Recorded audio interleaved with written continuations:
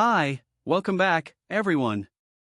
This is your friend Greedy Fanfics, bringing you another fanfiction. Today, we're diving into the second part of What If Deku Had a Super Copy Quirk, written by ᴅᴇ'ʟ.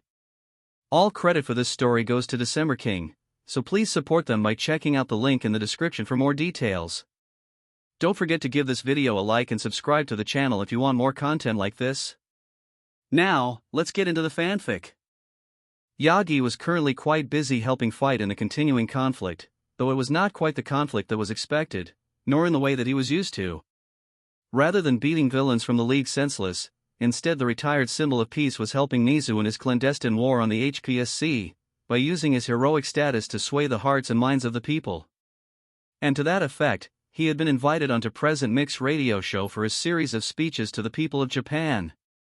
Strategically, this served several points.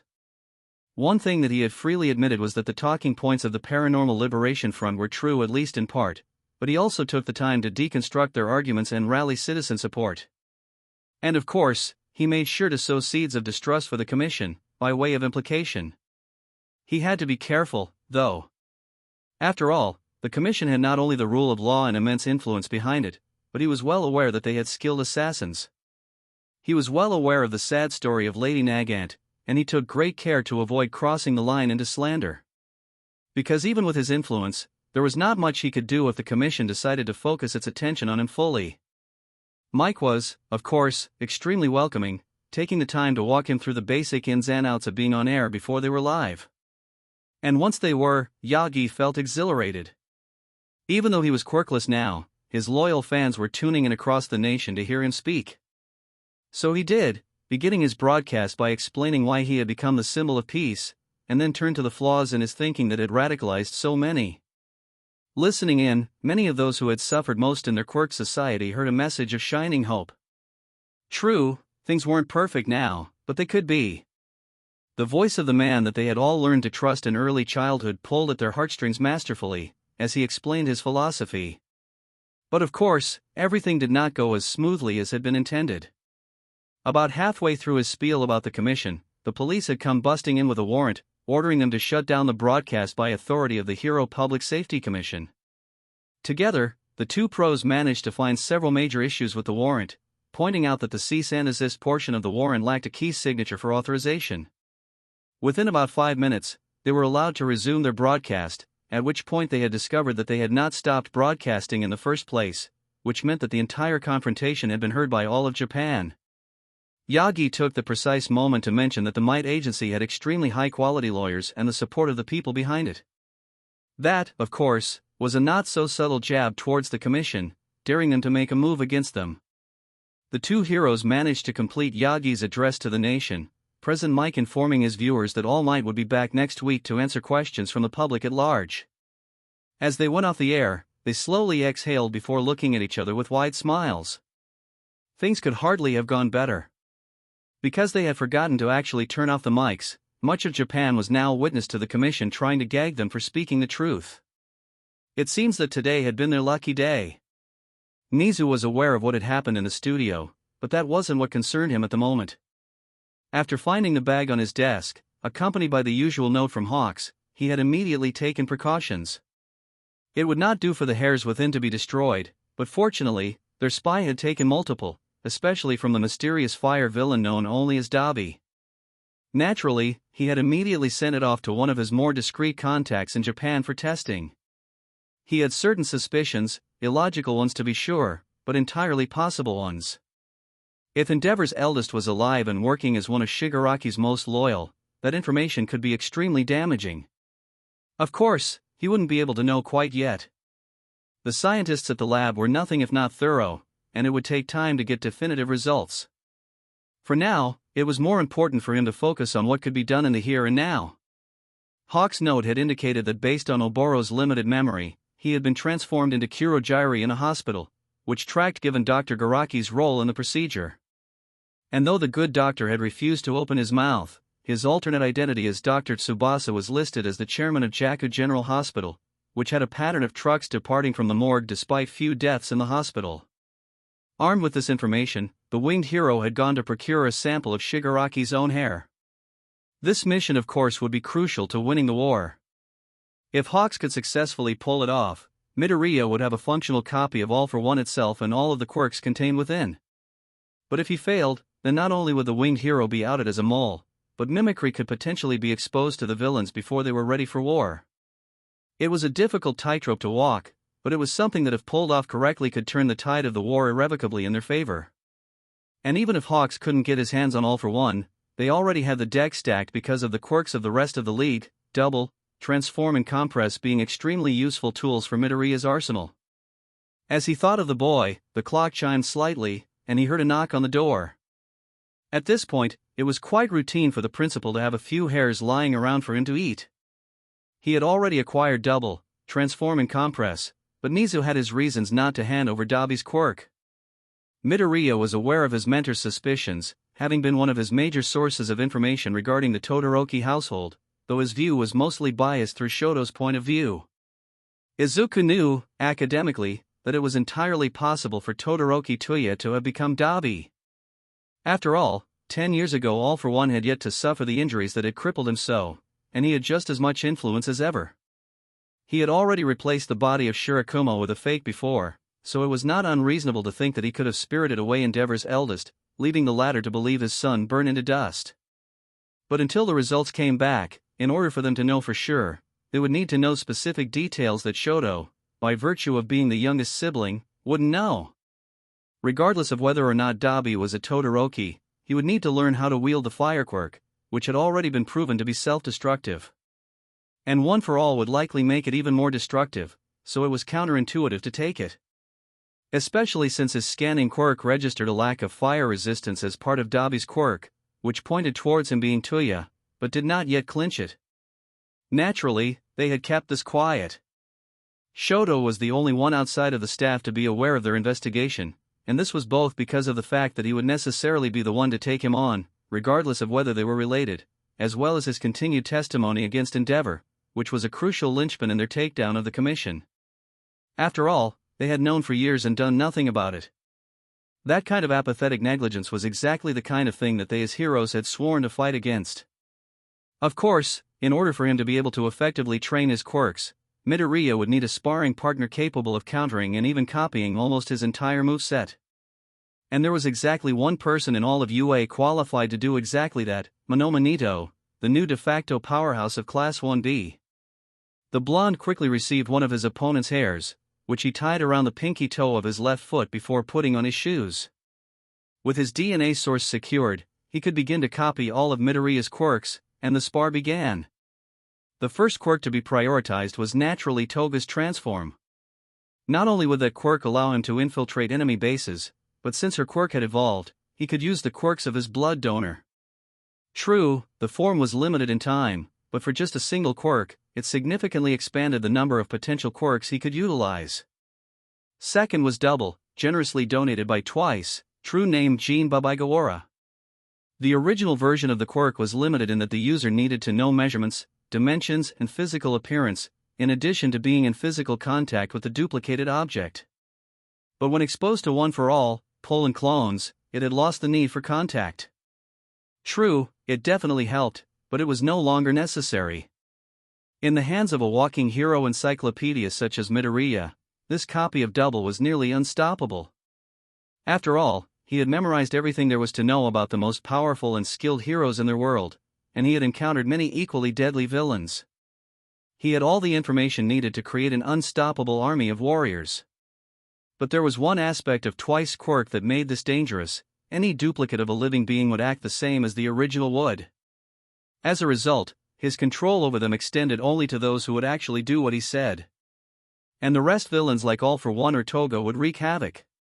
So just like Twice, he was forced to rely on using it primarily on himself. If a single Midoriya could give All Might the runaround, then an army would be nigh unbeatable. And because they too would have access to ectoplasm's clones, their numbers would only grow, as the ectoplasm clones would duplicate their creators, and the new duplicates would create more clones. He now effectively had an ever-expanding army. At the moment of that discovery, Shigaraki felt a chill go down his spine. But given that his mind was occupied with the transformation he was undergoing, he did not notice this premonition. a mistake that would come to cost him. The third quirk, compress, was comparatively weak.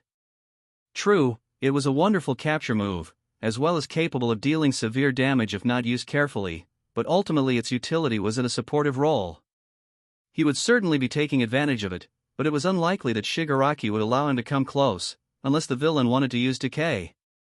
Soon, he had mastered the quirks quite thoroughly, and naturally set to teaching Monoma how to use the various quirks he'd acquired since the last time he'd been given a hair to draw power from. Needless to say, by the time the two boys were done, it was nearly time for curfew, and they were quickly dismissed to their dorms. He'd been settling into bed when he noticed it. As a hero student in the current climate, he had learned by this point to be careful with his safety, especially if there were intruders. So when he realized that the door to his balcony was slightly open, when he always made sure to lock it before leaving his room, he knew that someone either had been, or still was, in his room. As it transpired, the individual in question was in his closet. From the fact that he was in a well-tailored suit, ᴚᴜ quickly realized that he was likely talking to a commission agent. With some prodding, he received confirmation, as the agent said, "Yes, I am from the Hero Public Safety Commission. I'm here to make you an offer, young man." Oh, that can't be good, he thought, before falling into a character, a familiar masked version of himself that he had initially presented himself as to Class 1A. A glory hound seeking to become greater than his sister class by any means necessary. It was by far a better alternative than to give away his true associations. "What kind of offer?" he asked, careful to sound excited and slightly naive. The man smiled, answering, "There's an unfortunate situation with a member of Class 1A. We think that your yearmate, Izuku Midoriya, might be a mole for the League of Villains.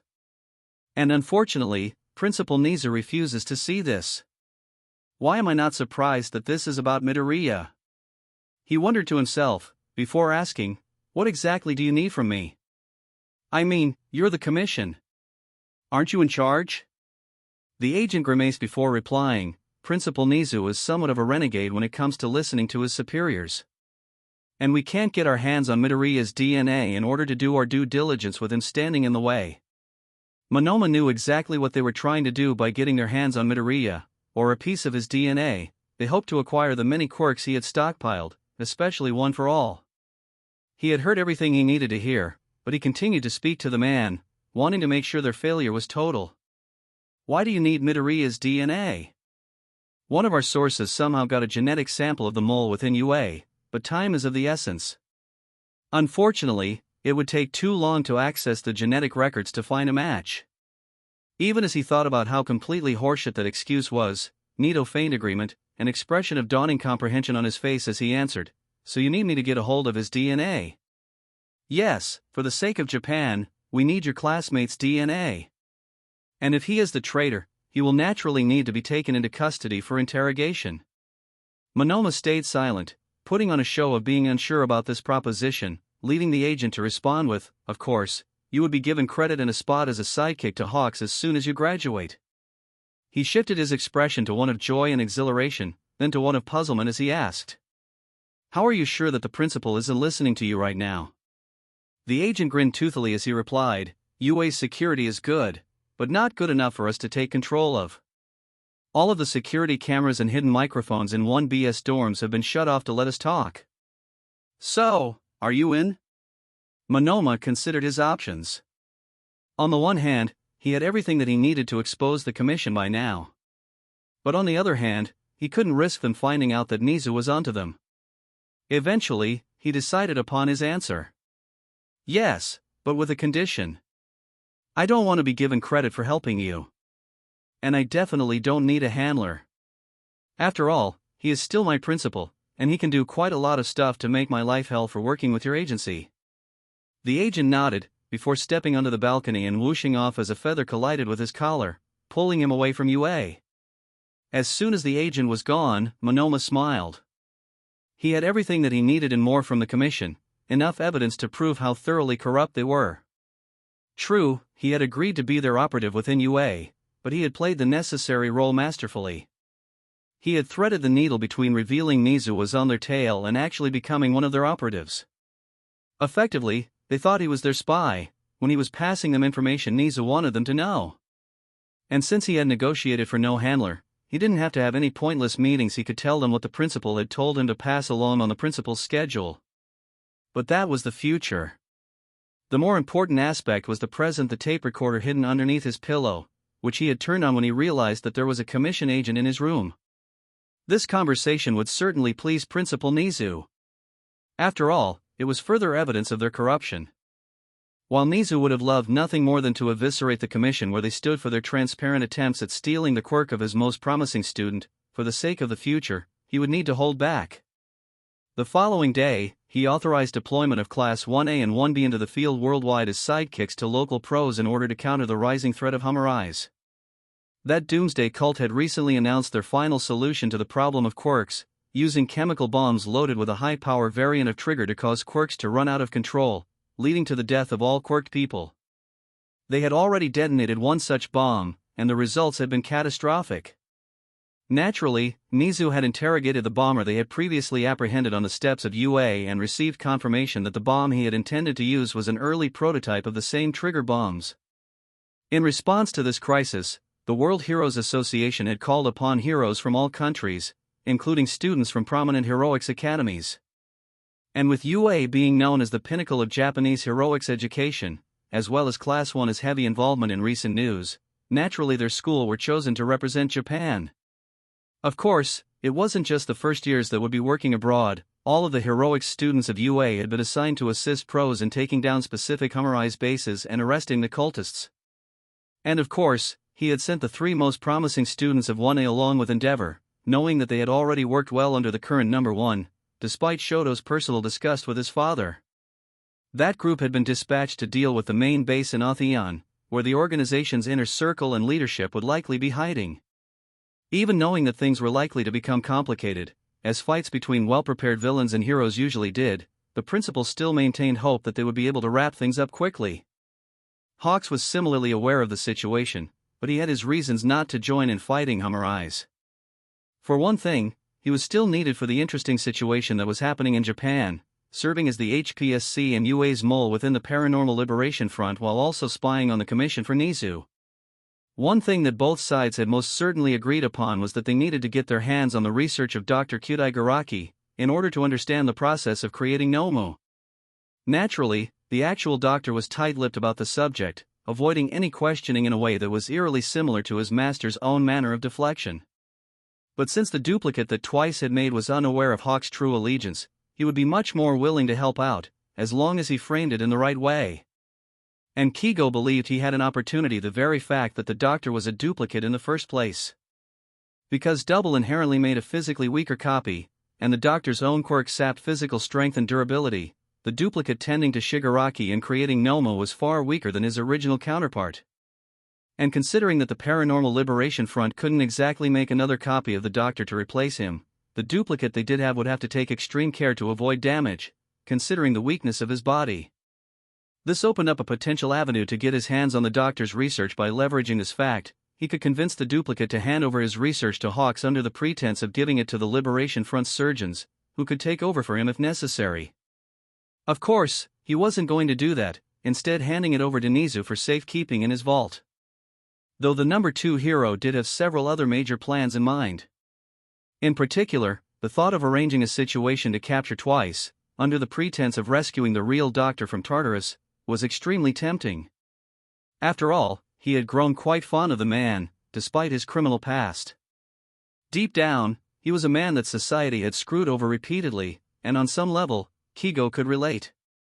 The commission had put him through excruciating training in order to mold him into their weapon. It wouldn't be right of him to end his life.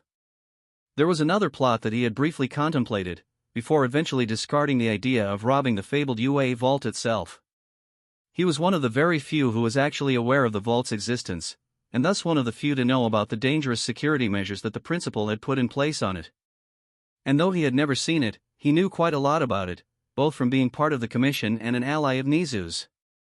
Essentially, about 2 kilometers beneath the campus of UA, where exactly was known only to ᴡᴜ, there was an impenetrable vault where the Chimera stored every sensitive document and piece of top-secret information.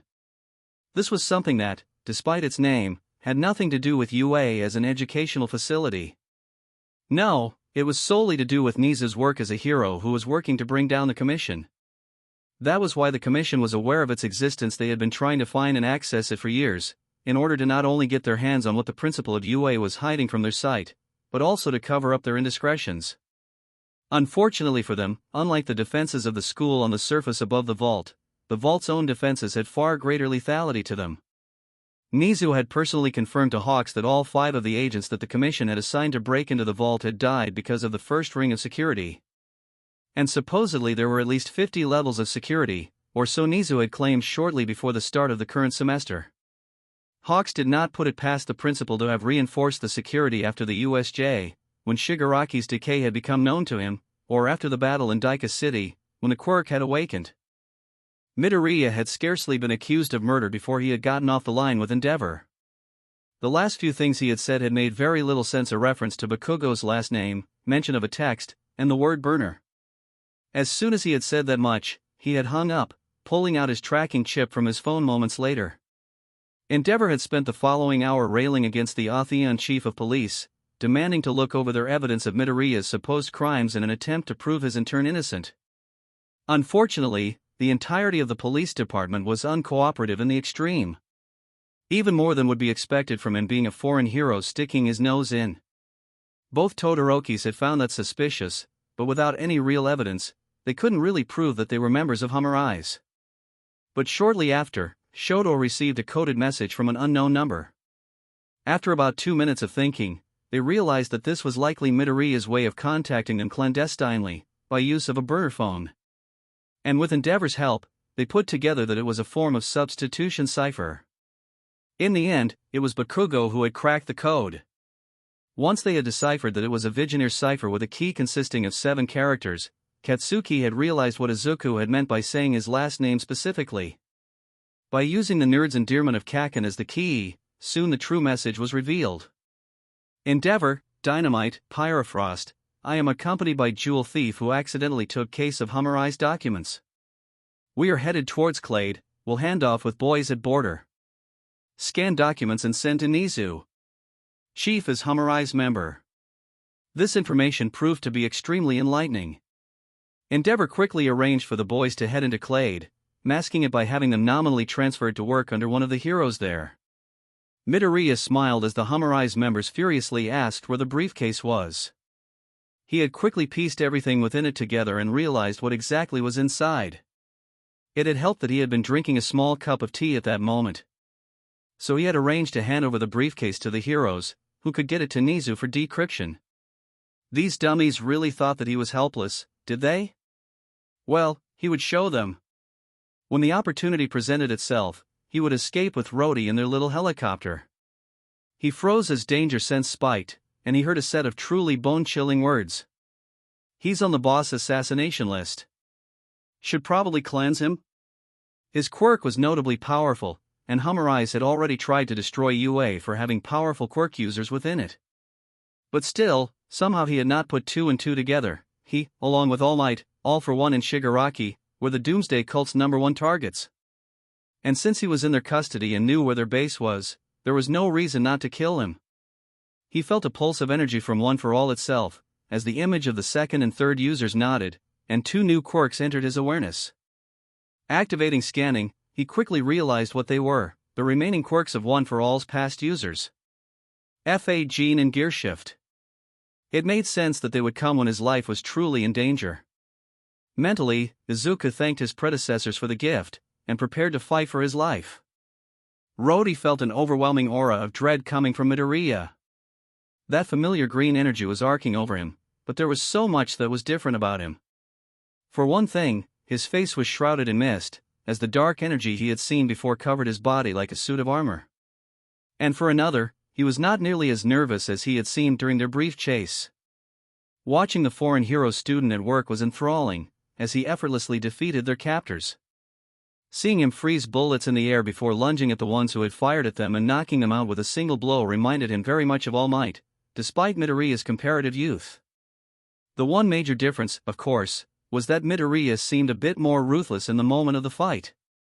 True, he had heard the agents planning to kill the 2 of them, but the sheer brutality of his assault was terrifying. In under a minute, all of the members of ᴅᴜ who had held them captive had been knocked unconscious. Midoriya, though, continued to work, tying up their opponents and making sure to leave a note that they were criminals.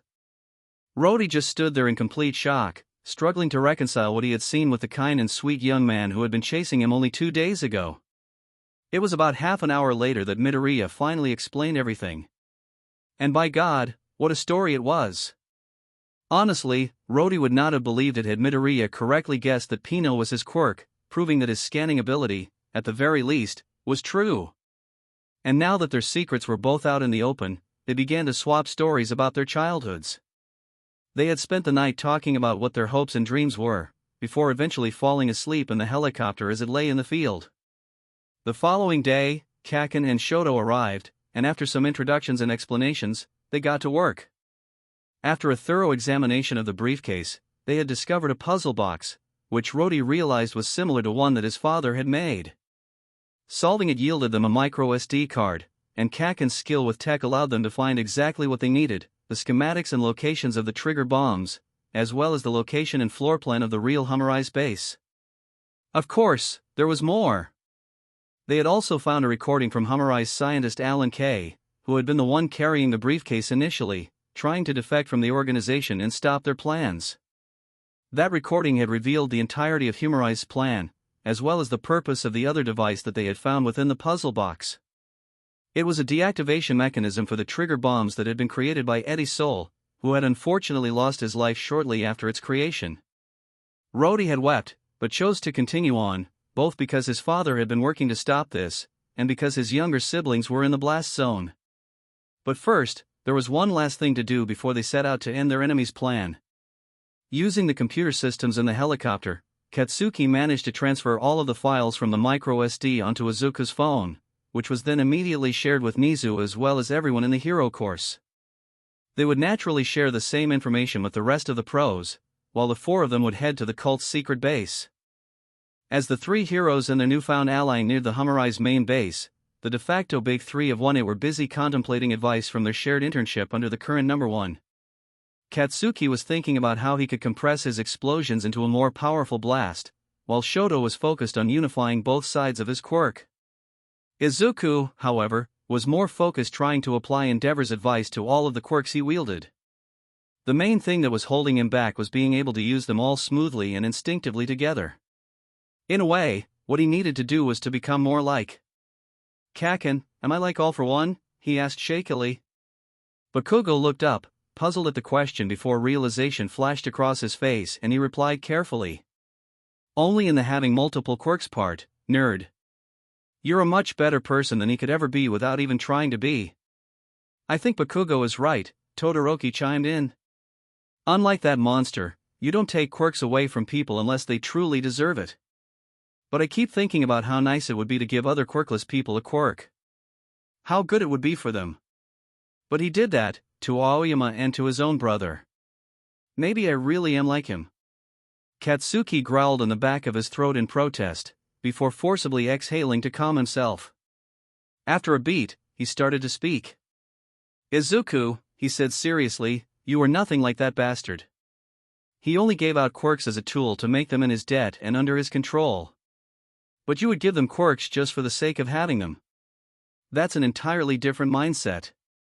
Midoriya suddenly looked up, staring into Katsuki's red eyes, looking for confirmation in his old frenemy's eyes. And a moment later, clarity seemed to wash over him, as the lingering tension in his body relaxed. He thanked both of them profusely, before returning to his preparatory mutterings. Within about 5 minutes, ᴘᴚ told them that they were near the base. The 3 hero students rose, moving to the doors of the helicopter. With a quick look at each other, Midoriya nodded, and they jumped out, using their quirks to propel themselves towards the compound, landing softly thanks to Midoriya's skillful use of pull to slow their descent. The 3 of them quickly made their way through the complex. Unfortunately, 2 quite serpentine-looking guards managed to stop Bakugo's movement, while a massive behemoth held Todoroki back. Midoriya only managed to make his way past them with a combination of one for all combined with a black whip muscle suit and liberal use of gear shift. Katsuki was not having an easy time dealing with the twins, as their blades were easily cutting through even his largest explosions.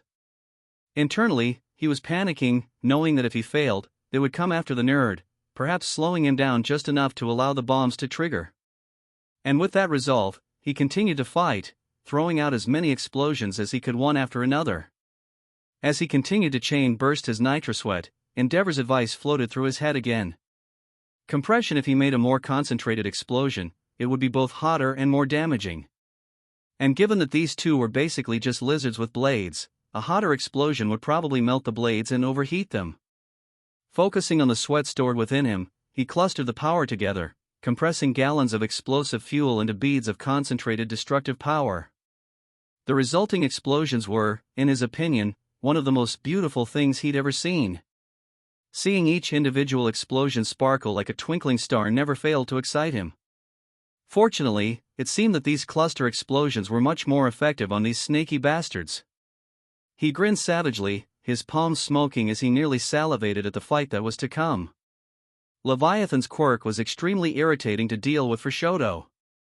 Both sides of his quirk were entirely ineffective, as the villain could simply push his way through it. He was nearly out of options, and he was perilously close to drowning. Suddenly, his father's advice of using both sides of his quirk as one came to him in a flash. If he could unify fire and ice, maybe the brute wouldn't be able to deal with it. Focusing on his two sides, he imagined the heat and the cold meeting in the middle, joining together to become something stronger. When he opened his eyes, he was shocked to see a bluish-white flame in front of his torso. But when he touched it, it was cold to the touch. At least, it was for a brief second, before it suddenly got hotter again. He realized that because he had expected it to be hot, it had become hot. Could he change its temperature? The villain was not about to allow the wannabe hero to defeat him and stop their group's plan, moving quickly to subdue the fiery child. But ᴘᴏ merely raised his right hand, intending to freeze him, though somehow fire came out instead. He had no time to wonder about this though, as when he was caught off guard by this, the villain caught him, dragging him down into the water. ᴘᴏ could not see much under the water, but he could see that something was definitely different. For one thing, his fire was still burning, despite being in water. Deciding not to question it, he rushed the villain, unleashing his ultimate move, Flash Freeze Heat Wave. With the odd mixture of ice and fire he was using, the move came easily to him, hot and cold flame coming together and causing a massive detonation which the villain could not escape. Midoriya eventually came upon the leader of ᴅᴜᴟ himself, and after the inevitable monologue about the end of quirks, battle was joined. Unfortunately, not a single one of his quirks managed to connect, as ᴅᴜᴜᴛᴏ's quirk reflected everything he could throw at him. The villain naturally started gloating, revealing the true power of his quirk. And while Deku felt sorry for how it had affected the man, that did not change the fact that he was a villain, doing evil things to the people of the world. He was trying to analyze the quirk's weaknesses, quickly realizing that it likely was limited in endurance and hadn't been trained. But soon he thought of a much simpler solution. One piece of the ᴅᴜᴟ's leader's rant had stuck in his head that his quirk had always been active, which meant that he was entirely dependent on it for his own defense. If he could erase it, then he could easily take him out without a quirk. Calling upon 5% of One for All, he focused on erasure, allowing its power to course through his body, carried by the arcing energy of One for All. He raised his fist, lunging forward for a punch. ᴅᴜᴜᴛ scoffed, expecting it to be redirected, but was utterly blindsided when that didn't happen. After the ensuing beatdown, ᴅᴜᴜᴛ had been thoroughly knocked out, allowing Izuku to manually deactivate the bombs with 5 minutes to spare. When the three heroes had left, Rody had not tried to stay and help them. Instead, as he had been instructed by Izuku, he headed to the shantytown to pick up Roro and Lala, in case the three of them failed to disarm the bombs. This kind act endeared him to Rody, as his obvious care about saving innocents, even if it was only a few, was obviously his priority. In the end, however, it turned out that collecting them wasn't really necessary. 5 minutes before the bombs were set to detonate, he got a message from Deku, telling him that the bombs were disarmed, and to pick them up in the room where they had dropped in. When he arrived, the three of them looked somewhat battered, but ultimately alive and well. Soon he landed the helicopter outside the agency that Endeavor and his interns had been temporarily working out of. Back at UA, Hawks and Mizu were quietly conferring, debating various options in their continued war against Shigaraki and All for One's Paranormal Liberation Front, weighing the pros and cons as well as considering how they would affect their little Cold War with the Hero Commission. Hawks had already conceived of several possible plans to discreetly capture one of the more troublesome members of Shigaraki's inner circle, specifically twice. He was one of the more gullible members of the League, but equally one of the more dangerous, on account of his powerful quirk and deep mental instability. None of the others were quite so gullible as to fall for their ruses, at least without involving Midoriya, who by now had gained Toga's transform. But that was dangerous on two levels, as he was inexperienced with infiltration missions and impersonations, and the truth of his quirk being revealed this early would be dangerous. Which eliminated Toga and Dabi as targets, despite Dabi's high level of priority. By now, the geneticists that Nizu had sequencing Dabi's genes and comparing them to members of the Todoroki family had quietly sent off their results to the principal, confirming his suspicions. And while he agreed with the young man's motivation of making Enji pay for his misdeeds, he could not agree with the extremely cruel and callous means he continued to use in order to reach such goals. Naturally, he would have to inform young Shoto and his family, as well as make preparations for the inevitable reveal of their patriarch's crimes. That was only one of many aspects of the Liberation Front's forward momentum that he was working to stop. Because despite the change in the group's leadership, their political arm, the Hearts and Minds Party, continued to seduce more and more ordinary citizens to the cause of villainy, promising freedom to use their quirks. Of course, there was a ready-made solution for this problem. Since they were disgruntled over lack of quirk freedom, he could cut off newer recruits to Shigaraki's cause by helping lift some of that legislation. True, those laws were there for a good reason, but to some extent they were illogical. In his opinion, if someone took a course on basic quirk law just as heroes had to, they deserved the privilege of being able to use their quirk to help them perform their jobs. And because this would also serve to draw some support away from the PLF's camp, it was a natural move to make in this war. Though those who had joined the group and fully bought into its doctrine were unlikely to desert it because of this, he knew. After all, Redestro had been a charismatic leader, and Shigaraki was growing into just as dangerous a man as his old master had been. Hawks left the room, and after a few minutes of quiet administrative work, his ear twitched slightly as he heard the familiar tread of Class 1's most powerful students approaching his office. He sighed quietly, quite sad that he had to reveal this unfortunate truth to his young student. After all, young Shoto had already endured so much. Even days later, Shoto was still shaken. To hear that his eldest brother had not only survived his wounds, but was a crucial member of the League who had killed at least 30 people and hurt his classmates badly at the summer camp was quite a lot to take in. Fortunately, he had the perfect outlet to work out his emotions.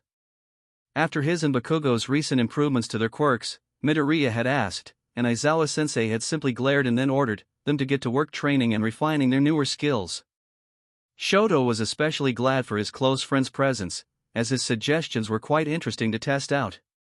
At the mention of Midoriya's father having a fire breath quirk, he immediately tried to mimic the same effect.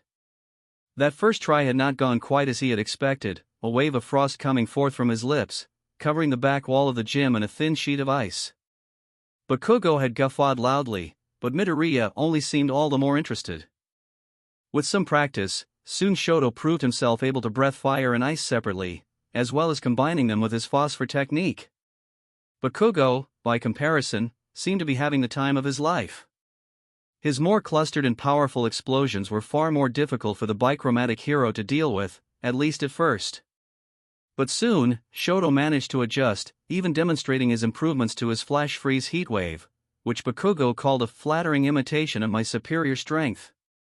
Honestly, he did not understand Bakugo sometimes, though he did take that as the compliment it was likely intended to be. Of course, as was becoming routine for the two of them, they were naturally forced to pair up against Midoriya, who had about 36 quirks in total, counting the duplicates as well as one for all and mimicry. Bakugo had during their first brawl had a brief flashback to Kamino, where he had witnessed All for One using multiple powerful quirks to bat All Might around like a fucking ragdoll.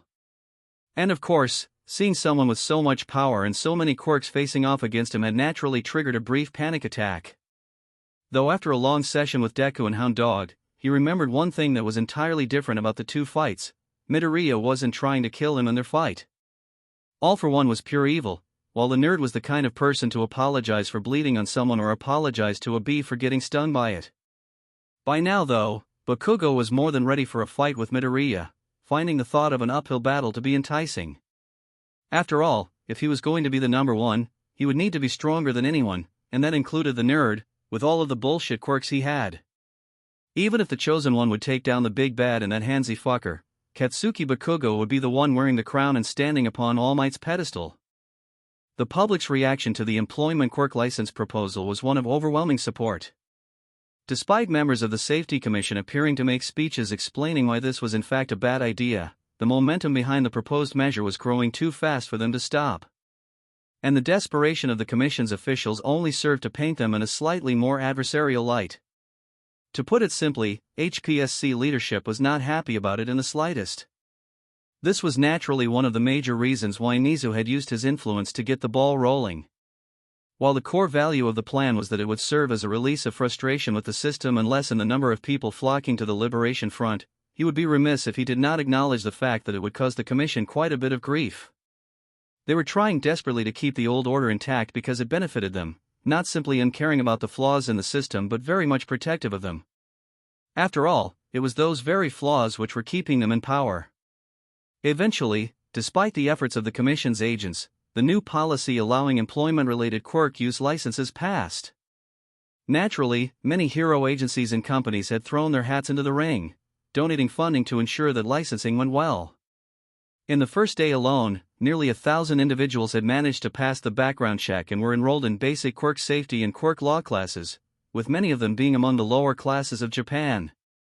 Financial experts were even predicting a major economic boom of the kind that had not been seen since the dawn of quirks, and their subsequent legal restrictions. Of course, the Commission was not backing down, using their influence to try and sway the public against the policy. But they were not falling for it, the attempted propaganda serving only to worsen their already declining public image. Nizu had even pushed to enshrine the new limited-use policy in the core tenets of the Japanese government's policy as regarding quirks, anticipating the Commission's attempt to have a member of the judiciary strike it down instead. And to help defend the new policy, All Might had dived headfirst into the topic during one of his appearances on President Mick's show. Those appearances were now something that was eagerly anticipated throughout all of Japan, and some overseas fans of the former symbol of peace worked diligently on translating the broadcasts, uploading them to the internet for global viewing. That project had naturally gained international attention, as the popularity of the symbol of peace spiked again once people realized that he still spent time with his fans. And Nizu had received clandestine messages from the American embassy, asking about whether or not their number one was needed to step in. What exactly they were referring to was deliberately unclear, but Nizu could tell that they meant both Shigaraki and the Commission. He sent them a short reply, and focused back on his work. After all, his first priority was to watch over his students and his school. Monoma was currently working with one of his classmates from Class 1B. During their deployment alongside the world's pros in taking down Hamurais, an idea had struck him. His partner Away's quirk, Weld, had allowed him to briefly use the quirk of the 1A vice rep, Momo Yaoyorozu, when he was physically merged with her. Naturally, the two of them had spent their spare moments experimenting with this property. That was what they were doing now. If the opportunity they had before them bore fruit, then the already significant advantage of the heroic side of the war would be increased massively. Because if Monoma could continuously copy the multitude of quirks that Midoriya had from a single one of his hairs, then if Aways were to fuse one to his scalp, there would be more copies of Midoriya's quirks running around. He had not suggested this to Midoriya or the principal yet, wanting to know if it was feasible before getting down to the real meat of the project. Fortunately, it turned out that, with some hard work and dedication, it was entirely possible for Aways to use someone's quirks even if he had only fused with a hair. Of course, they started by testing whether he could use copy, with resounding success. It was only after that success that the two of them went to the principal and his favorite student, working out a schedule to train Yosetsu in using the vast number of quirks contained within Midoriya's body. Hawks smiled secretly to himself. He had finally managed to get his hands on the master copy of the good doctor's research notes. It was certainly encrypted somehow, but he did not doubt that it would be broken sooner or later. After all, with two bearers of high specs, one of them also carrying another intelligence-enhancing quirk, even a seemingly unbreakable code was comparatively simple to decipher. But his mission here was not quite done yet. Even if he was to hand off the research notes today, there was one annoying little loose end lying around, twice. He had been a useful idiot, someone who could help him gain the trust of the League and get him closer to his goals. But now his usefulness had come to an end, and all that was really left was to get him out of the way. Of course, Quigo was not the man he had once been, the Commission's loyal tool who would kill without mercy or remorse if that's what it took. He saw the similarities between himself and ᴅᴇᴜᴜ, could empathize with how much he had suffered. But in the end, for the safety of Japan, he knew that he couldn't let the man walk free. The simplest solution to his dilemma would be to capture him clandestinely, holding him somewhere secure. But twice being thrown into Tartarus would be too obvious, and would make his own position within the League less secure. What if? Yes. He could find somewhere hidden and out of the way in ᴅᴇ. And he knew the perfect excuse, robbing the ᴅᴇ vault blind. As the two of them walked slowly through the forest around ᴅᴇ, Hawks asked twice an important question. Hey, Jean. I know you've been through some real shit in your life, like me. And I know you care for the others at the top. But I kinda have to ask, as a member of the Liberation Front. Do you really care about our goals? Do you really want to overthrow society? Twice replied without missing a beat. Yes, I do. I did go through some heavy shit because of the way the system works, and Shigaraki seems like the guy who'll be able to do it. It's almost like it was my destiny to meet him, to become part of the League and the Liberation Front. Do you think it might have been? Ha! Twice asked, confused. Destro was the leader before the Shigster beat him, and he's the CEO of Detnerat. He's got a shitload of resources and a good reason to use them. Maybe he might have helped certain people decide to join. The masked man scowled beneath his mask, disgusted by the possibility. But soon, his confident smile returned, as he replied nonchalantly, well, if he did, then I'm getting some payback once we get back to base. Not going to kill him though, because Shiggy needs the man's quirk and resources. Damn, I hope that would at least plant a seed of doubt in his head. If he had stepped away from Shigaraki on his own, then I wouldn't need to betray him when we get to the cabin. Oh well, it's for the best. That's reassuring. I was wondering whether it was just me who saw the parallels. After all, my handlers in the commission were just as bad. It'll be nice finally getting revenge for the little guy, right man? You got it, Hawks. Right on the money. You colossal idiot. Do you have feathers for brains? Twice answered, neither of them commenting on his self-contradiction, given that they were well used to it by now. The two of them walked into a cabin near the edge of the forest, within sight of the school. Looking around, they checked that the coast was clear, before Hawks walked down into the basement, which was made of smooth concrete. As soon as Twice stepped off of the stairs onto the concrete, however, he began to sink. Within seconds, he realized what was happening, calling, Hawks, help me. Cementos ambushed me. But the winged hero turned silently towards Jean, with tears in his eyes, and he suddenly understood. The memory of Magna's death played over and overthrew his brain, as the guilt of bringing another enemy into the ranks of the League hit him like a stab to the heart. Twice tried desperately to break free of the liquefied concrete, but it was still just solid enough that he couldn't really get away. 5 minutes later, Hawks walked upstairs, where Cementos and a second-year student waited. They had, of course, made sure to give Twice all of the amenities needed to survive his confinement, while preventing him from escaping. Now that phase 1 of the plan had been completed, it was time for the second phase. The second-year student, ᴍᴜᴜ, also known as the pro hero in training cosplay, had spent the past week memorizing the little nuances of Twice mannerisms, as well as his social relationships. She called upon her quirk, taking the form of Jean ᴅᴇᴜᴜ, then put on the well-crafted duplicate that the support course had made for her. By using her quirk to copy Twice double, she could simultaneously attend ᴅᴇ and keep up the facade of Twice still being among the League.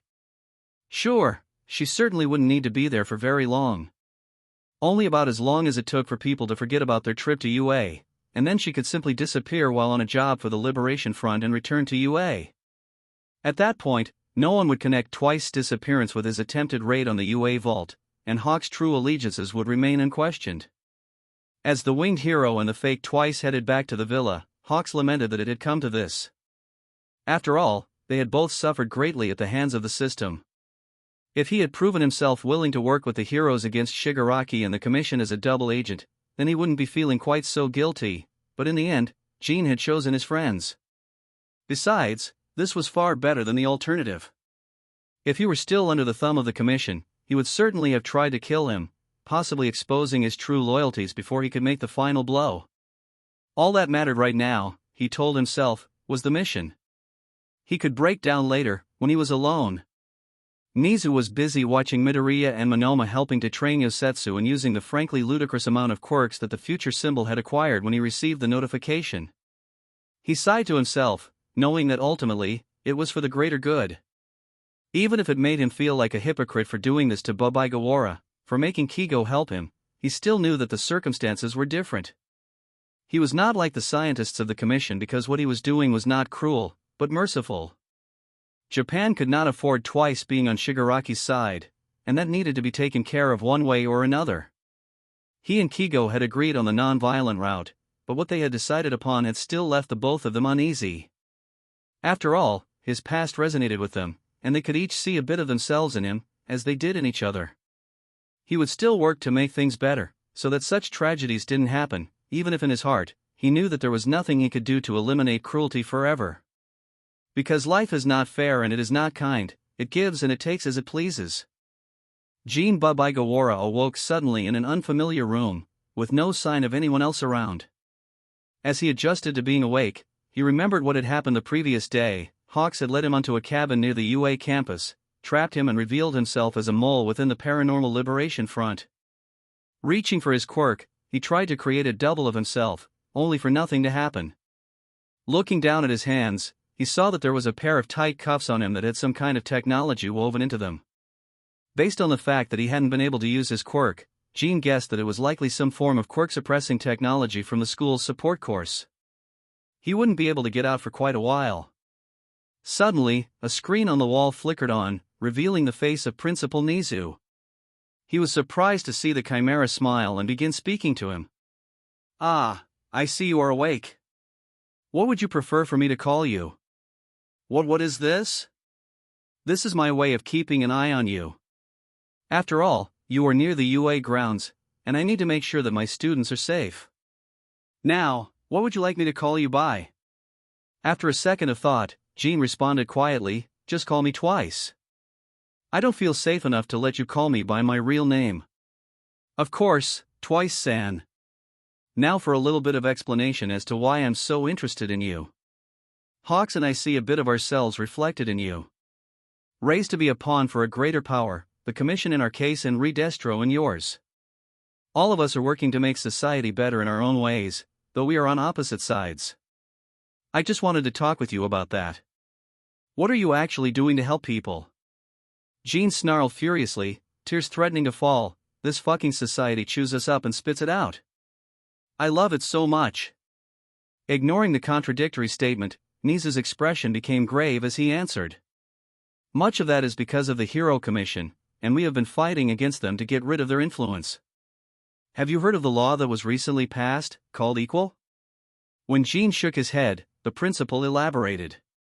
"The Employment Quirk Usage Accessibility Law makes it so that people can use their quirks at work, so long as they take a free quirk safety and law course. Originally, it was proposed to counter the momentum of your group, but it turned out to really irritate the Commission as well. There are certain provisions within it prohibiting discrimination based upon quirks, or on whether or not people even have quirks." Twice was lost in thought for a moment. Honestly, the idea of that law, at least in theory, sounded wonderful. If it had been in place, perhaps he would never have been forced out of his job and onto the streets. But his heart clenched as he realized what that also would have meant. He would never have met the others' toga. And what about people like Himiko? She's just a kid. The law doesn't cover her. Nizu looked somehow even more somber. "Ah yes. Poor Himiko. That was her parents' fault. I have another proposal in the works that will extend funding for child protective services and add the responsibility of taking away children suffering from abuse because of their quirk and its needs. Of course, ᴅᴍᴜ and the Commission have individually made efforts to try and block this proposal, saying that it violates existing laws." His anger at the CEO of ᴚᴚ grew as he realized what the man, whom he had briefly called his comrade, had been doing to his friends. Remembering his own experiences on the street and bits and pieces of what Toga had told him of hers, he found himself incensed at the thought. Trying to focus on his loyalties, he switched subjects, asking, "What about Hawks? Was everything he said a lie? Even that shit about the commission?" "No, he was abused by the commission from a young age, and he is working to bring them down. But Shigaraki is the successor of All for One, and we're trying to stop him from killing innocents. With the Paranormal Liberation Front behind him, he's splitting Japan apart, forcing us into a civil war that will end only in near genocide. Shigaraki's liberating people. Even if he is killing people, he's only targeting the same pieces of shit that did nothing to help us.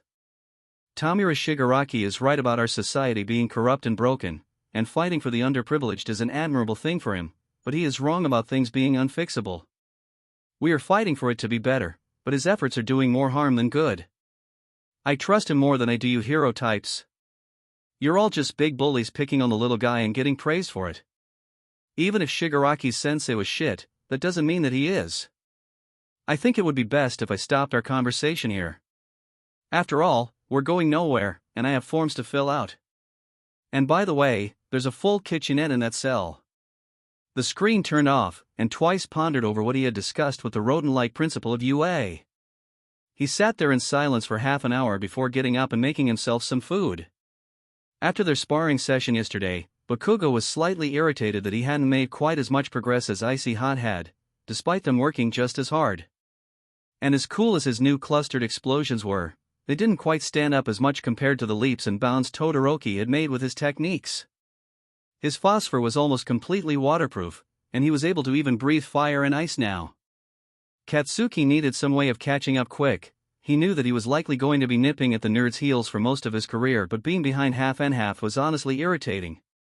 He had heard from Uraraka about a certain maniacal gremlin with pink hair from the support course, and he had decided to pay a visit to 1H to see if she could help. Katsuki was metaphorically blown away as he saw the door explode, barely managing to keep his footing. The following conversation he had with the resident problem child of 1H proved to be enlightening. For one thing, Roundface wasn't exaggerating in the slightest. If anything, she was slightly underselling how crazy this chick was. But he was just as crazy, and given her penchant for explosions, he thought that maybe he would get along fine. As it turned out, they got along perfectly. She had started by mentioning certain powdered compounds that she could mix in that would dramatically increase the power of his explosions, but there was another idea she had mentioned that drew his interest: dietary changes. Perhaps, through altering the specifics of his diet, he could somehow increase the base concentration of his sweat, making his cluster technique even more devastating and effective. Both options would be good in the long run, particularly if they were combined. The following day, he began his new diet, along with a new workout regimen that All Might had drawn up. It was difficult, but definitely something he could handle. The fact that it had to be on a graded floor was irritating, but he bore through it, pushing on. He was halfway through his set when Hatsum arrived, asking him to test a new invention for her: a bulky suit with hoses attached. Using it felt no different from normal, save for the extra weight of the suit. Katsuki was about to tell her that her creation hadn't done anything, before he saw what was in the hose: his sweat. She quickly explained that the suit was designed to store his sweat like his gauntlets. But unlike those, the sweat he used while in the suit would be stored in a drum, to be put into extra grenades either for his personal use or for sale as part of his brand. He had to hand it to her, she gave a damn good sales pitch. In the end, he gave his approval to her to start making dynamite-branded grenades for use by demolitions crews. After all, he had found out that Midnight Sensei did the same thing with her knockout gas, selling it to hospitals as a sedative agent or coating darts with it. After about a few hours, he could notice a few minor improvements in his explosive power, but there was still something off. Suddenly he remembered something that the pink-haired techie had said to Midoriya a while back, something about using his legs. Why was he relying only on his hands? Sure, that's where most of his sweat glands were, but he had a lot more all over his body. He could use those as sources of fuel for his explosions. Bakugo grinned as he realized how much potential he had left to tap. Maybe he could catch up to Chosen One after all. Why do you keep going to UA, Hawks? Is there something you were trying to conceal from me? Skeptic asked flatly. Mizu and I are working on taking down the commission together. Rat has a real grudge against them, and he thinks I'm a mole within the Liberation Front. Of course, I'm not anymore. Skeptic's eyes narrowed, as he asked sharply, "What do you mean, anymore?" Hawks sighed as he answered, "When I first joined the Meta Liberation Army, it was on assignment for the Commission, just like when I got into contact with the League. But spending time with both groups made me realize how much I hated the assholes that were in charge, how fucked up the system is, and the part of me that wanted to be a hero felt like this was what was best for everyone. And so, by the time Shigaraki took command, you were truly one of us?" Hawks nodded, before looking confused for a second and calling out, "Twice, where are you? You good there?" Skeptic looked confused, then mortified as he heard one of the major lieutenants respond with a faint no. As the two of them walked towards him, Skeptic looked expectantly at Hawks, who answered the unasked question. "The two of us had the idea to raid Nizu's vault under UA. Foolish, I know, but I didn't think it would be a problem. After all, he's literally a walking army." Skeptic nodded, before turning into the room and dropping his jaw. Behind him, Hawks was feigning an expression of terror and surprise as he regarded his partner. Cosplay was definitely a talented little actress. Honestly, if he couldn't read twice as well as he could, he would be fooled by her act. She had all of the little nuances down pat, even managed to get most of the body language down. But every so often, she would zig where twice would zag, and he would pick up on it. As she laid her hand on her heart, another twice appeared out of thin air. This was one of the more useful abilities that she had in keeping her identity, because similarly to Toga, she could replicate the powers of those she was impersonating. And since the latter had been in the compound the entire time, it would only be logical to assume that this was the real twice.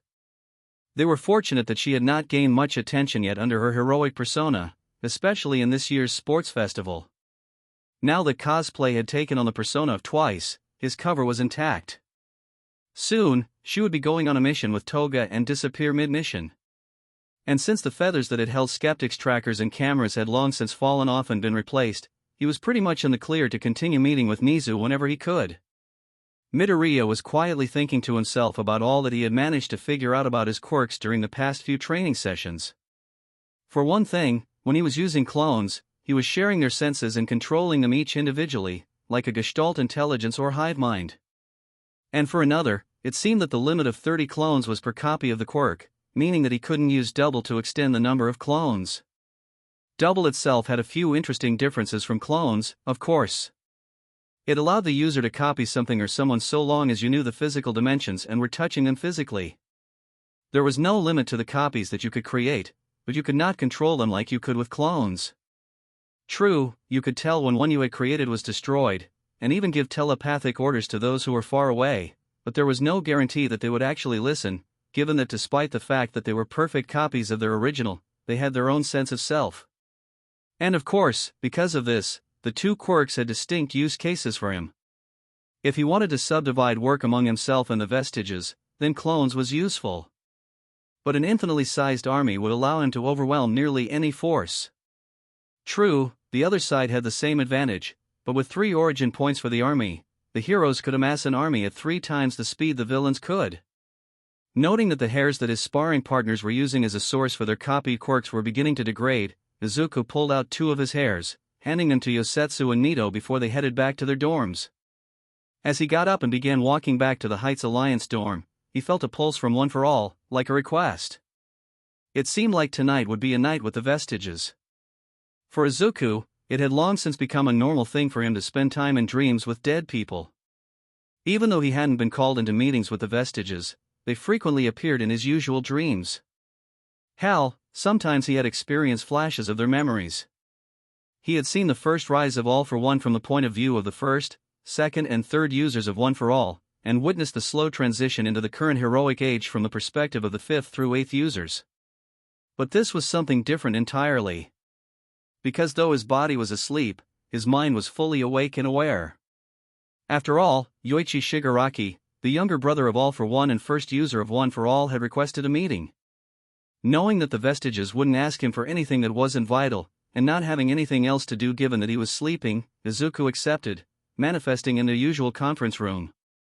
Though the walls, floor and ceiling were still the same as the bank vault where One for All had been born years ago, there were several significant changes. For one thing, the thrones that the users had sat upon were now seemingly made of gold, and there was an ornate table in the center of the room. But what was most interesting was the fact that there were more doors than there had been before. Ninth, welcome. A lot has changed since last we spoke, and I thought that it was something better said face to face, Yoichi said softly, a warm smile on his face. Good evening, first. What's the big issue that we're dealing with tonight? Nana Shimura spoke up next, answering, there are a few little things that we'd like you to be aware of, Izuku. And since Yagi's vestige finally manifested all the way, he should be present enough in this space to hear this conversation. The once shimmering figure of All Might now looked quite solid, looking like he had in his prime, in fact almost better than in his prime. Thank you, Nana. After all, I am his mentor, and the responsibility of teaching him falls upon my shoulders. So what's the first thing on the agenda? Midoriya asked. He was anxious to begin, as anything that could be a threat to One for All had to be treated with care. The fourth user, Heike Shinomori, was the first to speak up. You have picked up a number of unique and powerful quirks, and this has led to quite a change within One for All. One little thing about your mimicry quirk is that it can copy the vestiges within a quirk, and while most of them proved quite willing to coexist with us, some did not. Immediately, Izuku understood. The quirks he had taken from the League were causing trouble within One for All. He was about to ask what they could do when the sixth user spoke. We have already taken the liberty of blocking them from influencing you. After all, it would not be a good thing to have them literally living in your head. But in future, please try to avoid taking quirks from your enemies. Especially, his quirk. All for one? He asked. There's no way I could get my hands on his quirk, at least for the moment, so I should be safe. But given how useful it would be, is there anything we can do to prepare to fight off his vestige? Yoichi looked pensive for a second, before saying slowly, it is possible that your own willpower, combined with all of us and the other vestiges, might be able to stand against him. And while that would leave you open to hearing from the less cooperative vestiges, they don't exactly have the same power that we do in this space. After all, they are not wielders of One for All. Midoriya nodded in understanding, and then Yoichi changed the topic. The other major thing is a little bit of knowledge regarding your quirks. Yagi, Midoriya, your quirks were never supposed to work. At their somber expressions, the first user backpedaled. Not to say that you were useless. Well, not any more useless than I was before I got stockpile. You see, you did have quirk factors inside of you, but they weren't able to do anything. Until, that is, you got One for All. Just like with me, it was the missing piece that completed your quirks. And even though you don't have it anymore, Toshinori, living symbol still works for you. The two once quirkless men looked at each other tearfully. One for All seemed to be even more of a gift than they had dared to dream of. So mimicry wouldn't have worked if I had tried it in childhood? From what I could tell, it was at most extremely temporary, likely around 10 seconds of having a quirk. If you had eaten a hair, then you would have found that out. But after One for All, it became permanent. And what of my quirk, first? Toshinori, your quirk increases your determination based on other people's belief in you. You could have been a skilled police officer or detective and gained the same kind of dogged determination as Tsukachi. But once you took One for All, it also allowed you to transform into someone who was the pinnacle of their hopes, making you the hero that Japan needed at the time. The wielders of One for All talked long into the night, ending only when Midoriya's alarm blared through their shared mental void. All Might and his successor quickly withdrew from the mind space and prepared to face whatever the day may bring, together as mentor and student. By now, Hawks had a somewhat convincing plan to seemingly get rid of Twice and allow cosplay to return to UA. After all, he could convince Toga to try and rescue the doctor from Tartarus, and the Twice imposter would allow herself to be captured by the guards. Naturally, he would have already informed the guards of the situation and Enjiru would be sent back to the safety of UA. Given that this attempted breakout wouldn't have him as part of the assault team and Twice would seemingly be captured, he wouldn't be suspected of disloyalty. The difference between what the League believed and what he was really planning was something he was glad for, given how hard he had worked at it. Soon, the complex and convoluted operation to get Twice out of the way would finally be complete, allowing him to work on destroying the Liberation Front from within its highest echelons. But for now, he still had things to deal with. For one thing, it seems that the defeat of their leader and the foiling of their master plan had only made ⴅ more determined. Heroes and members of the Liberation Front had been dosed with ⴰⴟ, causing mass destruction. The methods vary from sneaking it into vaccines to dosing food with it, but regardless of how it was done, it posed a significant danger to the other two, really three, considering the Cold War between UA and the HPSC sides of the war. He had been given orders from all three of the varying sides' commanders to help root out the cultists and stop the destruction that was happening. Of course, for the sake of keeping up appearances, he pretended that he was only listening to one of them. He'd be a terrible double agent if he didn't. It was a long day for ⴡᴇxᴜ. He had been sent out by the various groups he was part of to deal with the surge in ⴅ's activity, and the bastard cultists proved to be quite irritating. Just because most of them didn't have quirks didn't mean they weren't dangerous. After all, each one of them had a tank of ⴰⴟ on them with a dead man's switch to trigger its release should they be knocked out. And of course, they were armed with guns, which were obviously equally deadly. Naturally, the good thing about this was that it gave him an alibi when Cosplay S twice was captured. The possibility of whether or not that would be on a raid of Tartarus to rescue the good doctor was still up in the air, given how suicidal the plan was. It would serve as a fantastic distraction, but it would also draw far too much attention to the prison than they could afford. After all, it wasn't just the doctor being held in Tartarus, there were monstrous villains there like Muscular and All for One himself, villains they couldn't allow to run free. He had thought it over, and ultimately, he decided that it was the best idea he had. Sure, if he could think of a better one, or more likely if Nezu could, then he'd go with that idea. Hawks gritted his teeth in irritation as he narrowly evaded a bullet shot by someone on the rooftop. Probably either a villain or a ⴅ member. Oh well, duty calls. Since the beginning of his revised diet, Kakin had noticeably improved. His explosions were growing more and more powerful and faster to produce. But the most important thing that Midoriya and Todoroki noticed was that he was no longer solely reliant upon his hands to produce sweat. Now he was drawing more heavily on all of the sweat his body could produce, including using it to enhance his speed and striking force. His improved full-body use of explosion made him even more formidable than he had been. Even when Bakugo was using his hands for punches instead of explosions, his sweat was still igniting. In that case, he used the sweat on his arm to accelerate it and enhance the power of his strikes. And though he had grown to exceed 20% of full cowling with his cluster-upgraded explosive speed technique, he was now able to match Midoriya's speed at 45% full cowling by also using the sweat on his back. Honestly, it was both inspiring and terrifying. He had actually managed to deal a lasting blow to Kirishima a few days ago during class despite his being hardened. That, of course, had necessitated Kirishima's inclusion in their extracurricular sparring sessions. After all, how could one as sword and shield duo function if the sword could penetrate Kirishima's shield? A quick visit to Hatsum had led to Kirishima also changing his diet, although his was quite different. Because his quirk used carbon like Tetsu's used iron, he was placed on a diet with more carbon in it. This had the effect of allowing him to use hardening for longer periods of time and for higher intensities. And with the big three of ᴡᴇ doing their best to test his shield, his quirk improved by leaps and bounds. Within 2 weeks, he was once again durable enough to resist Bakugo's full strength, despite the blonde now being more adapted to using his expanded power. Their classes continued to ramp up in difficulty, but the four of them continued to ace every combat-related drill that Aizawa threw at them. It got so bad that eventually, Ida came up to them as class rep and asked if the rest of class could join in on their workouts.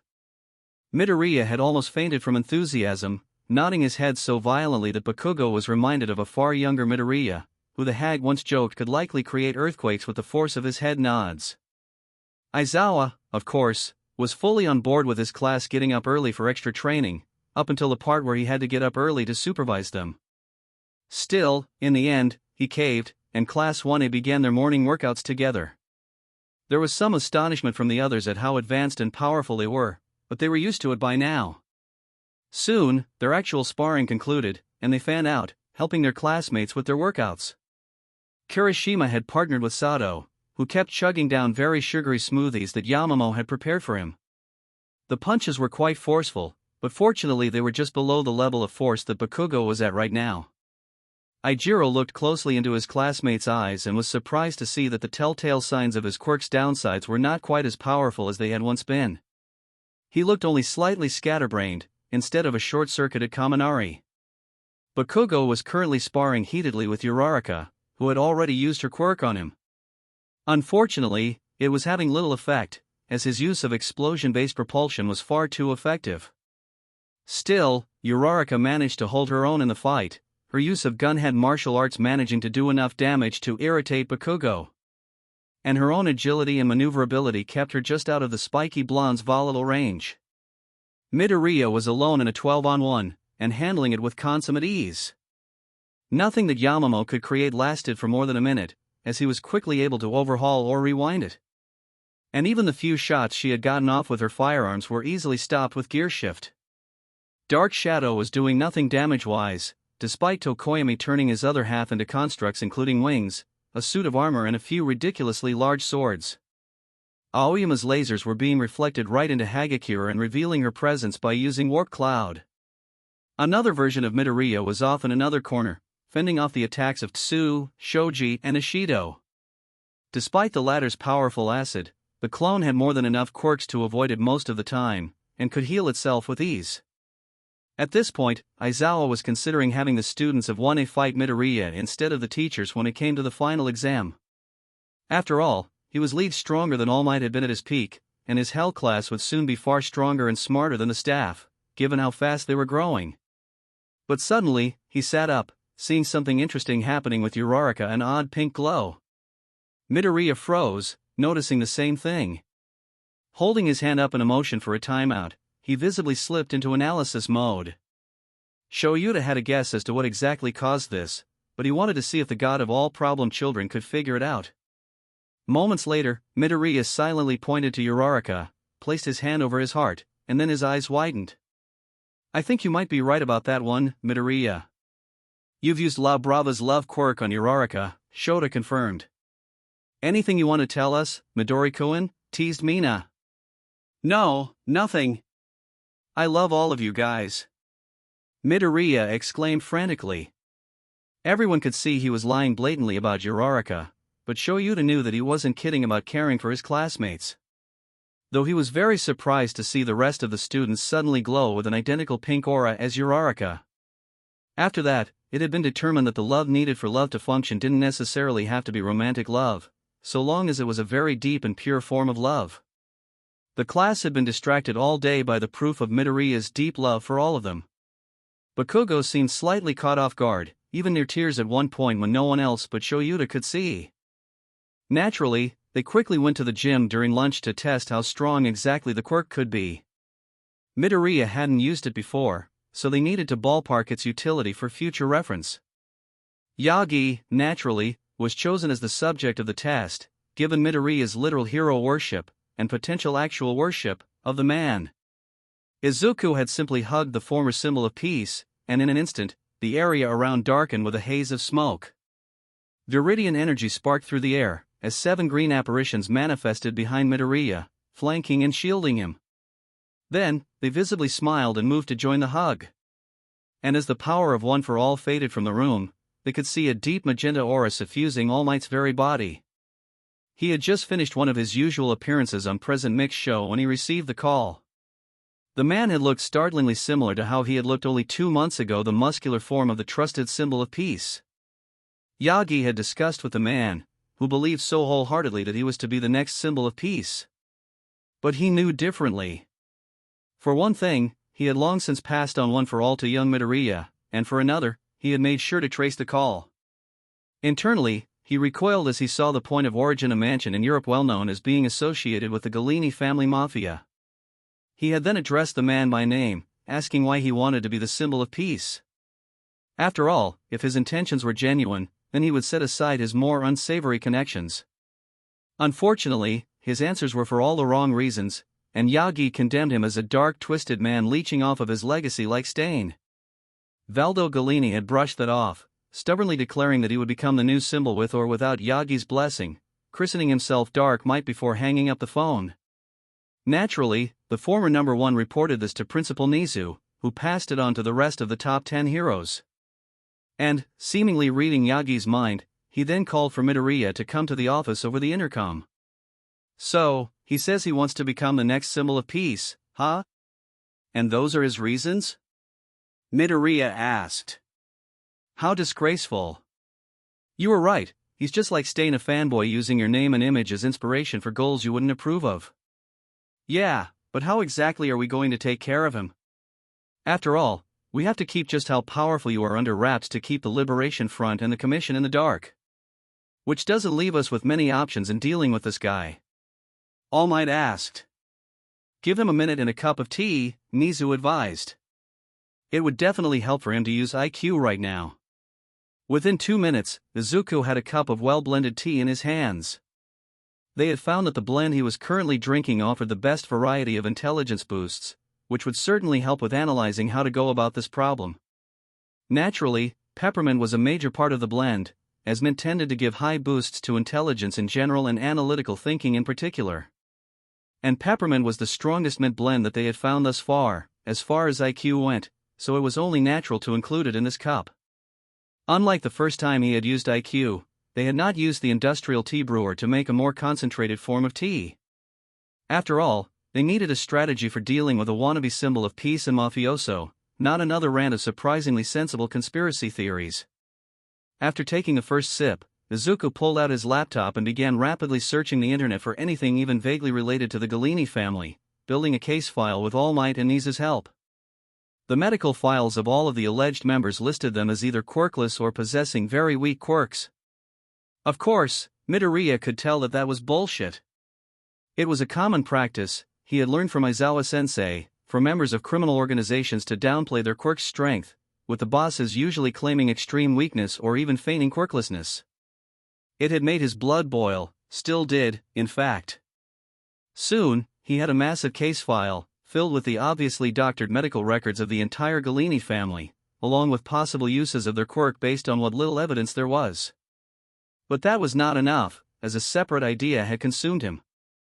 He had gone silent, typing frantically and chugging tea like a madman. Nizu looked on in worry, All Might noticing the cloud of smoke emanating from his successor's head, with pulsating green lightning dancing within it. This was not good if One for All was manifesting, this must be something altogether terrible. Finally, Midoriya looked up, turned his screen around and said flatly, I believe that the idiot trigger variant is likely to be partially derived from a living person. Their eyes widened, as he explained, most variants of trigger have been analyzed and found to not be created by a quirk, instead just a result of biochemistry to create a quirk-enhancing drug. But idiot trigger specifically causes quirks to become uncontrollable.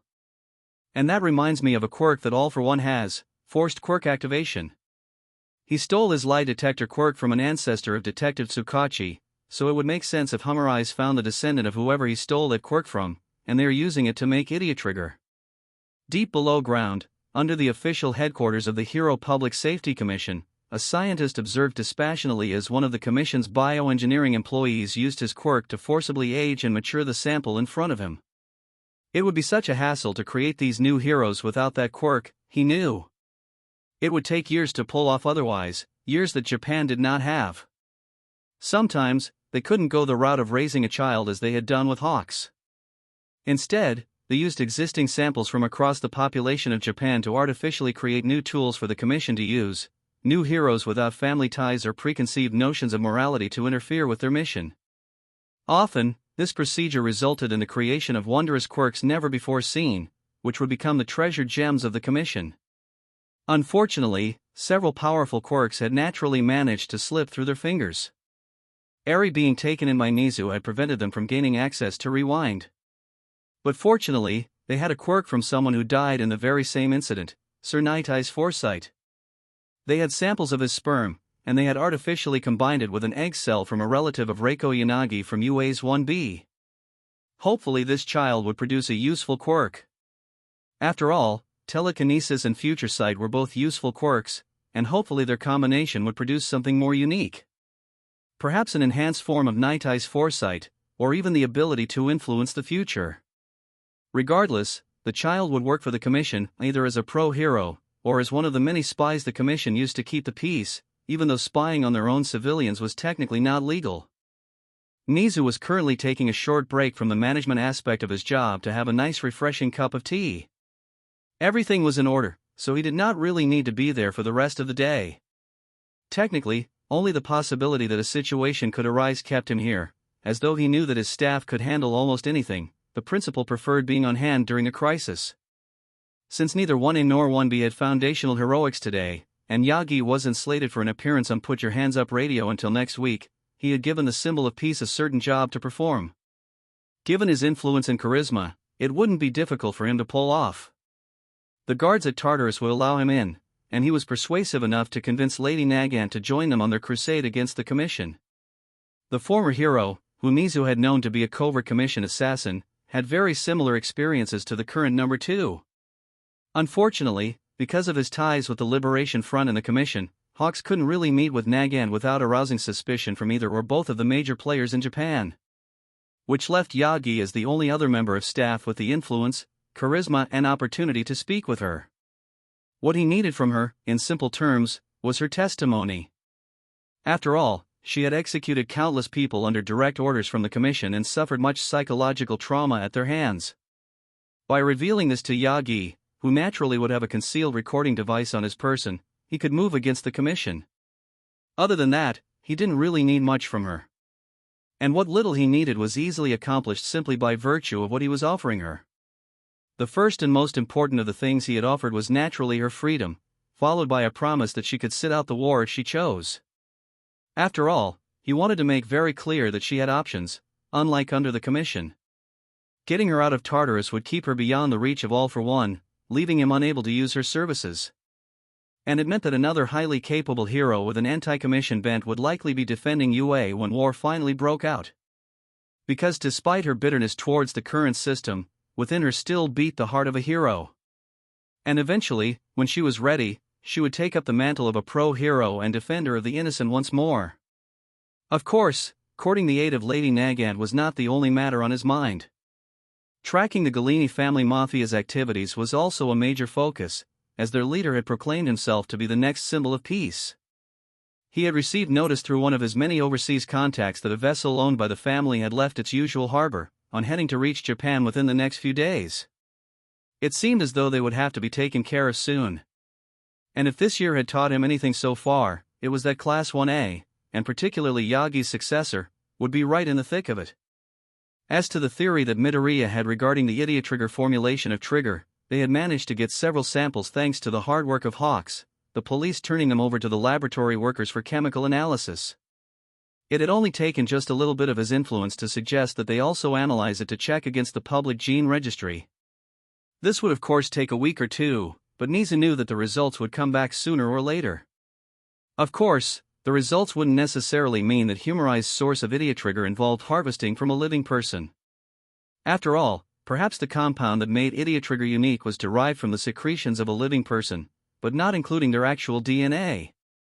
But based upon the effects that it was supposed to have, it was extremely likely that a quirk was involved, especially considering its similarities to All for One's forced quirk activation. The DNA analysis, unfortunately, was the quickest way towards identifying who exactly it was that was suffering at Humori's hands. Searching the public registry based on the effects of their quirk, across the entire planet no less, would take a prohibitive amount of time. Time that they did not have. So for now, checking for a missing person with a similar quirk, likely with a presumed quirkless parent, would have to suffice. After all, those in earlier generations had little to no medical records, particularly regarding quirks. The fourth generation was the earliest that Dr. Garaki was associated with All for One, and that particular scheme for quirk acquisition was one of the few that left evidence.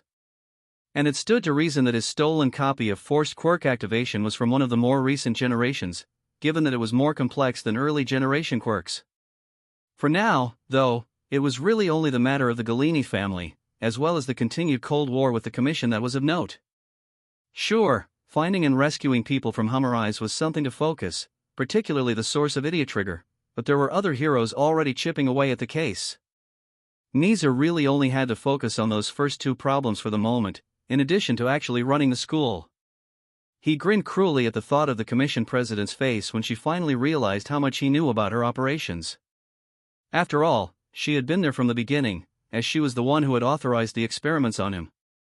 The two of them had slowly risen to the top of the Japanese heroic world, and this feud, much like the feud between All for One and One for All, would shape the future of Japan. Yagi smiled to himself in satisfaction. Honestly, his meeting with Lady Nagant could not have gone better. Oh sure, the guards at Tartarus had made sure to check him for recording devices on orders from the Commission, but they had not found any.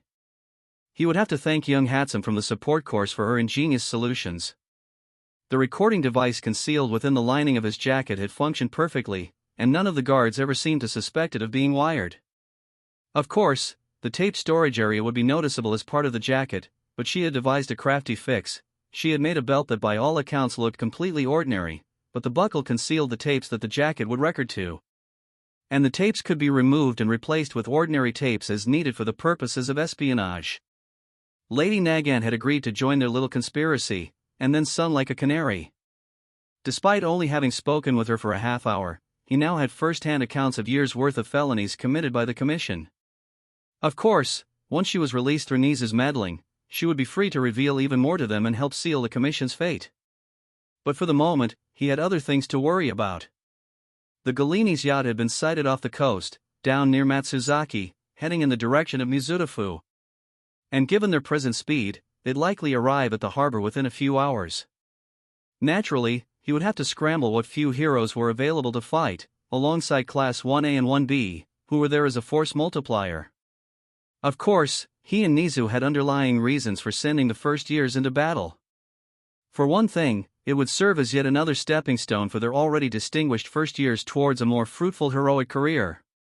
But for another, it would also serve as a test of their assembled forces. Would the powerhouses of that class be able to deal with the Gallini family on their own, or were they still dependent upon the assistance of more seasoned pros? And of course, the primary reason for sending them, allowing young Midoriya access to a wide selection of powerful quirks that he could pick up before the war. If these criminals had the kinds of quirks that his research had implied, then that would make him far closer to the likes of Shigaraki and All for One in sheer number of combat-oriented and utility quirks. And if the reports were right, then he could also help a young girl trapped in their clutches. Anna Servino was reported by her family's butler Giulio as having been kidnapped by the Gallini family just around the time that the yacht had left Europe. And given her quirk records, this was a major opportunity, both for Midoriya and for Anna. Her overmodification was already nearing singularity levels, and it was clear that Dark might intended to use her ability to amplify his own powers. Midoriya could obtain a copy of her quirk if needed, and then use Rewind to make her quirk dormant. Hell, there were a lot of highly versatile quirks involved in this situation. Giulio's own quirk, Neutralization, which had primarily served to keep his charge's quirk from growing out of control, was similar to Erasure, allowing him to lessen the power of other people's quirks. Similarly, overmodification could allow Midoriya to make their side even stronger than they already were, granting existing quirks increased power and abilities.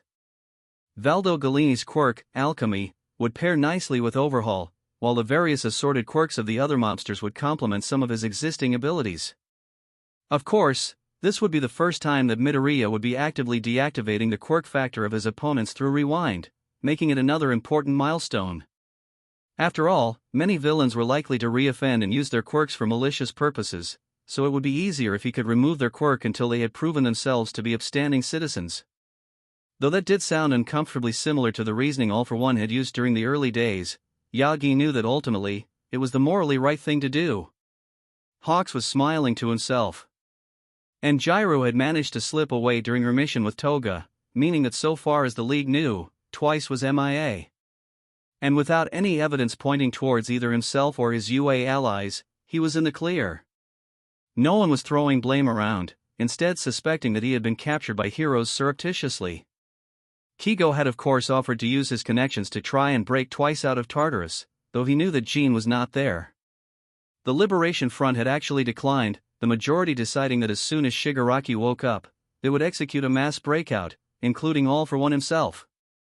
He had naturally informed Nizu of the Paranormal Liberation Front's plans, before focusing back to getting his hands on what he needed from them quickly before either he was discovered or Shigaraki awoke. Unfortunately, he had no idea how to get his hands on one of Shigaraki's hairs given willingly. After all, he was asleep, and had no way to give consent. And the trick of using overhaul to turn blood and raw keratin into hair was unlikely to work, given that the blood cells would slowly but surely degrade over time. Not to mention that he had no way of getting a sample of Shigaraki's blood or hair without arousing suspicion. He would think of something eventually, he knew. Even if Shigaraki awoke before Midoriya could get his hands on All for One, there might still be a way to get his hands on the quirk. Kigo just had to be crafty about it, and the opportunity would eventually present itself. And once Midoriya had the quirk, immediate game over for the league. Though honestly, at this point, it was getting pretty close even without the Shadow Man's quirks. In the early hours of the morning, Class 1 was gathered at the docks of Mizurufa City, ready to intercept the incoming Galini family mafiosos. They had been briefed on the full extent of the case, from the quirks of all of the members involved, to the kidnapping of Anna Servino. Naturally, one of their primary focuses was to rescue her. To that end, they had brought along her family butler, Giulio, whose quirk neutralization would be of immense help to their operations.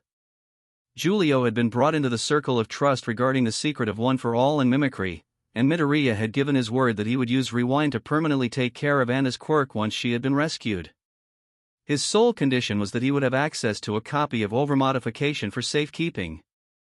The butler had agreed to these terms, finding them more than favorable to him and his charge. As midday came, the Galini family yacht arrived in all its elegant opulence. The gangplank was lowered, and a very close replica of All Might himself strolled down, heading right for them. Midoriya smiled toothily, as he prepared a technique he had recently discovered. The first quirk he had copied with mimicry, Kaminari's electrification, had an unusual relationship with One for All. The energy of the generational quirk could carry electrical charge with ᴅᴇʟ, but there was another, more interesting application. Electrification, when used with One for All, emitted the energy of One for All rather than ordinary electricity. And by using ᴅᴇʟ with this in mind, he could use his other quirks in more unique ways. For example, what he was doing right now. Focusing on One for All and electrification, he let off a powerful blast of energy, hitting the would-be symbol and the metal of the yacht. And then with a cruel smile, he activated Erasure with ᴅᴇʟ. With the energy of One for All flowing off of him and onto the yacht, everyone on board was left incapable of using their quirks. Class 1 wasted no time in rushing aboard the yacht, searching for Miss Servino. They quickly found her, under the effects of daydream, though the effects were already subsiding. And as Shoji carried her in his arms from the yacht, the rest of 1A made sure to knock the villains unconscious. Within under a minute, Anna had been rescued and the Galini family brought into custody. Unfortunately, things didn't go quite as perfectly as they could have. Midoriya had dropped electrification just enough for Shirakumo to be able to open a warp cloud for Shoji to get Anna to safety. That had allowed Valdo Galini to recover enough to charge him. But fortunately, the fake symbol of peace was no match for the almost singularity level rising symbol of hope. He was still fighting his way through the effects of erasure, and he needed to use his quirk in order to be on par with All Might. Midoriya, of course, had no such weaknesses. He quickly and easily broke through the facade of the wannabe symbol, revealing the true face of the mafia boss as he knocked him unconscious. From there, it was business as usual. He collected hairs from Anna and Giulio, as well as blood samples from the villains, before handing them over to the police for transfer to Tartarus. Later that same day, at UA, Class A, All Might and Nizu were gathered in the gym with Anna and Giulio. Anna had chosen to finally use her quirk on her dear friend, in order to upgrade neutralization's capabilities. And then, after that, she allowed Midoriya to use Rewind on her, sealing away her ability to use her quirk for her own safety. As the two left through one of Shirakumo's warp clouds, returning to their home as previously arranged for, Midoriya set to work. One of the little tricks he had figured out to get around the willingness requirement of mimicry was to use a willingly donated hair from someone else, and the blood of the person whose quirk he wanted to acquire, and using overhaul to overwrite the DNA in the hair with the DNA from the blood. Because the hair had been willingly given, and it was genetically identical to a hair from the actual person, it satisfied mimicry's conditions. He had used this trick a couple of times already, even recruiting a Shiketsu student from the licensing exam to donate a large amount of his hair.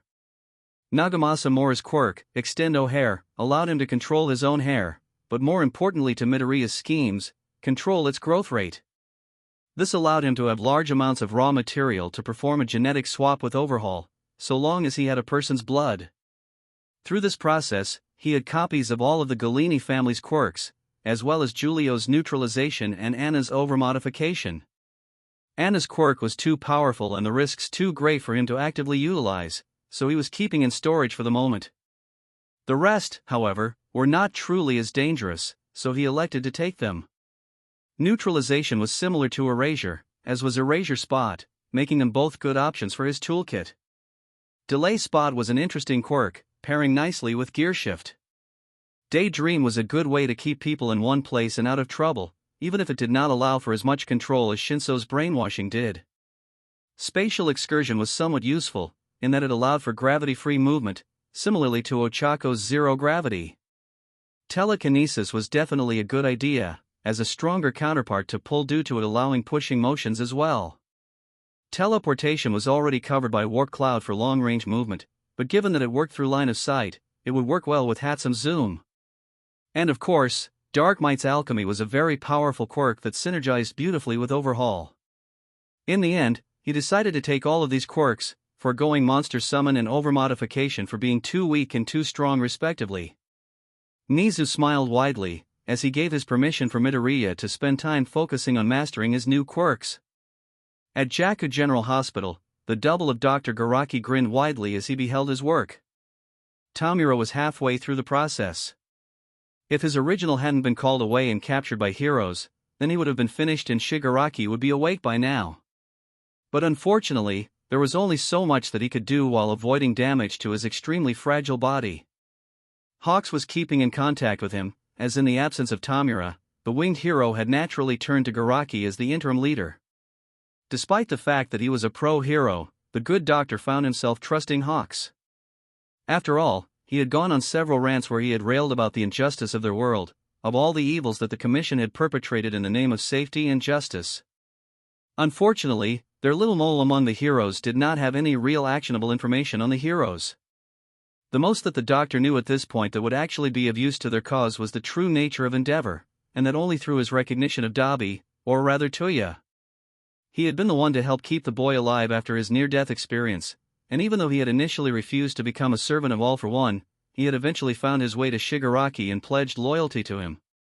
Airing Endeavor's dirty laundry would do wonders for their cause by stoking resentment and distrust of heroes, allowing the Paranormal Liberation Front to do its work unhindered. Unfortunately, their plans were delayed indefinitely at this point. It would take quite some time for him to finish upgrading Tomura's body at this point, likely months. By that point, Izuku Midoriya, who he knew to be All Might's successor, would be in the beginning of his second year. The thought of that boy irritated him, as the reminder of the boy's doubtlessly powerful quirk having slipped through his fingers was infuriating to him. He still had no idea what the hell the boy had other than One for All, and the hints of his predecessor's quirks that he had displayed thus far. But he could certainly guess. Based upon what he knew of the boy's mother Inko, and his father Hisashi, it was likely something extremely interesting. After all, the boy was the paternal grandson of the Demon Lord of Japan, meaning that there was a nearly infinite number of possibilities as to what he could have manifested. Would it be a copy of All for One's Fire Breath quirk, like Hisashi had inherited, or an entirely different quirk? He couldn't wait to find out what it was. After all, Nizu couldn't conceal the truth forever, and when he slipped up, Kyudai would know immediately. Halfway across the world, Hisashi Midoriya was extremely busy. He was not occupied with his day job at the moment, instead more focused with his overarching plans. After all, Principal Nizu had sent him a letter, asking for help in confirming a certain suspicion of Aizu's. Naturally, he had reached out to his fellow members of the Brotherhood in order to induct him in. Besides, it was his heritage and Izuku's. Particularly if his suspicions regarding his uncle's quirk were true. At 18 years of age, Hisashi Midoriya received a mysterious letter, asking him to meet at an abandoned warehouse. That chance encounter had gone on to change his very life, redirecting the course of his very destiny. As it transpired, the people who he met that day were actually his half-siblings. Their father was the infamous boogeyman of the underworld, the shadow man of the Japanese criminal underworld. And they, the Shigaraki Brotherhood, were focused on restoring honor to their family bloodline by taking him down for good. To that end, they worked to protect those who wielded their uncle's quirk, one for all. It had been on a simple protection assignment when Hisashi had fallen in love with Inko. He had been assigned by his older brothers to keep an eye on her, knowing that she was one of only 2 children of Nanishimura, the 7th wielder of One for All. In spending his efforts secretly protecting her over so long a time, he naturally fell head over heels for her, and they were married not too long after. He had been reassigned to a mission for the Brotherhood in America when he heard that Izuku was supposedly quirkless. It wouldn't surprise him if Aizu had been, considering that his own father was first generation, making the odds more likely. But it was also possible that their father had interfered with the boy, stealing his quirk. Of course, by now, he had figured out that this hadn't happened, and that his boy was also the 9th user of One for All. One of the things that all of the Shigaraki bloodline possessed was a strong analytical intellect, and he could easily put together, based upon the facts in the letter, exactly what the full truth was. He was busy arranging for DNA tests from his bloodline in order to back up his story when he brought his baby boy into the fold. After all, he was the most important member of their extended family, with the legacy he was expected to uphold. Yoichi was the idol of the Brotherhood, a shining example for them to follow. And with Izuku having inherited his quirk, the one destined to beat their father, he would naturally be just as adored by them as his granduncle. If his son needed proof of All for One's quirk breeding program, then they would get it for him. If he needed to have access to the vast network of contacts that the Brotherhood had cultivated over the years, then he would have it. Soon enough, Hisashi would be flying back to Japan to give his evidence and his resources to the cause. Of course, he was also well aware of the Hero Commission and their influence. They had assassinated several of his brothers and sisters over the years, just as their father had when they got in his way. From his Japanese pro-hero contacts, he was aware that Nizu was persecuting a campaign of bloody vengeance against them, and he had even heard through the grapevine that his son was Nizu's personal student. That meant that he would probably be intimately involved in the campaign. Hisashi knew well that he would enjoy helping out with that part too, getting revenge for his innocent brothers and sisters who were murdered for their relation to their sperm donor. Today was a rather interesting exercise for the students of 1A. Given that the first years in general and their class in particular had enjoyed immense media attention, and their class hadn't been quite as able to deal with the attention in their first media training class with MT Lady, they were having another one to better prepare them for being a full-time pro. Todoroki had, with some effort, managed to correct his earlier mistakes in maintaining his public image. Now he was charming and reassuring to the reporters, calmly assuring the imaginary frightened citizens that all was well. Part of this was due to Kaminari and Hagakure tutoring him on certain aspects of society and modern culture that he had missed out on due to Endeavor's idea of child-rearing. Such things as flirtation, sexuality and pop culture references were poured into his mind, allowing him to finally understand much of the interactions that had previously confounded him. The two of them, along with Uraraka, Midoriya and Ida, had also banded together to help him experience the happy childhood that he had missed out on due to his shitty dad. Kaminari had gotten him into old Square Enix titles, while Uraraka and Ida had introduced him to the full breadth of Disney.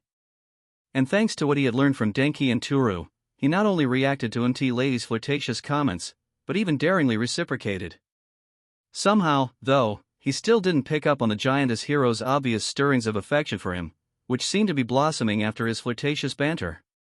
Watching Katsuki was an interesting experience.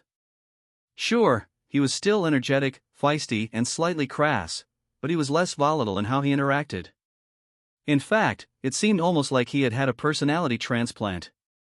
Afterwards, his confused classmates had asked how he had managed to change up his approach to public image. It was actually kinda easy. I just thought about the people that I really admire and do what they did. Deku does kinda well at reassuring people, and All Might was the fucking best at it. And Shitty Hair is pretty outgoing and energetic. So I took a few bits and pieces from each of them, mixed in some dynamite spice and tried it out. Turns out, it ain't too bad.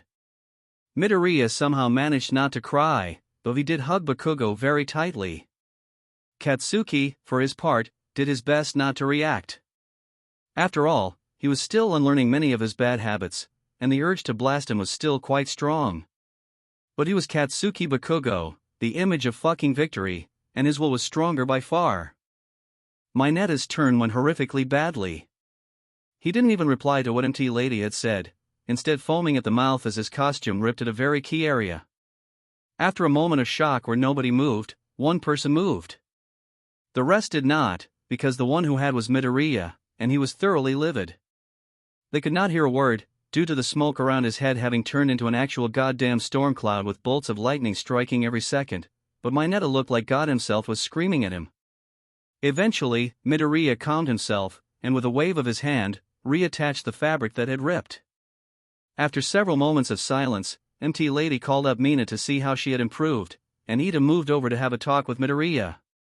Because while Mayonetta's perversion had definitely crossed the line long ago, going this far to get him to stop was crossing a line as well. What did you tell him you were going to do to him? I simply threatened to rewind his quirk away and have ᴡᴜ expel him. The class rep's eyes hardened as he sternly replied, that is not exactly something that a real hero would be doing, Midoriya, you and I both know that. As irritating and deplorable as his actions are, this crosses the line. Midoriya turned his green eyes at him, the energy of one for all still dancing in his irises and a mischievous smirk on his face. True, if I actually followed through. But by hinting that I might. You put the fear of God into him, traumatized him just to make sure he'd finally stop? Yes, I did. The brainwashing was working for the most part, so I thought that the problem was solved. But today's little incident proved that it wasn't perfect. So a little threat to keep him aware of the delicate moral and legal lines would do wonders to keep him on the straight and narrow. That sounds just like one of Sensei's logical ruses, Midoriya-kun, Ida jokingly accused. It does indeed, Tenya. I must say, I'm quite impressed, problem child. Neither of them were surprised to hear Eraserhead's voice respond to that, but what did surprise them was what he said next. Midoriya, we have an answer from your father to the letter ᴡᴜ sent a while back. He's coming back to Japan within 3 days. What the fuck? Izuku thought, thunderstruck. All Might stood out front at the entrance to UA, awaiting the arrival of his successor's father. He had been informed of what they knew and suspected about Hisashi Midoriya, and naturally he had been the first to volunteer to meet with him. After all, if what ᴡᴜ had inferred from the man's long-awaited reply was correct, then he would be a major player in taking down both the League and the Hero Commission. The former symbol of peace was not surprised in the slightest to see a limousine pulling up. In his letter, Mr. Midoriya had said he would arrange for more upscale means of transport to UA, and given the intellect the man's sperm donor and son shared, he would not be surprised if he was a brilliant businessman. As the door opened, he smiled, recognizing a few familiar features in the bright-haired man as he approached. I'd recognize the symbol of peace anywhere. It's nice to meet you, Toshinori.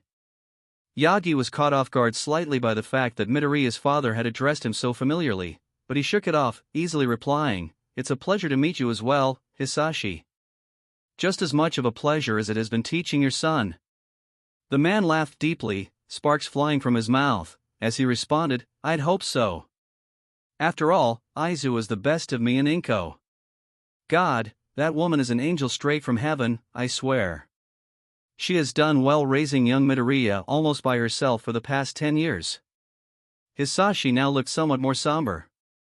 Yagi immediately backpedaled, trying to apologize for his less than tactful words. But Hisashi spoke over him clearly and concisely. I had business to attend to for the family. And if dear old dad were to find out about me, he would target them. So I had no other choice. It's true, then? He is your father? Yes. Ever since I turned 18 and learned who and what he was, I have been working with my half-siblings all around the globe to help take him down.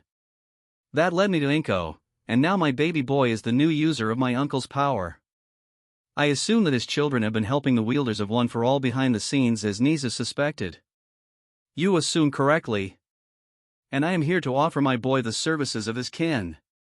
After all, he's our best shot at taking him down.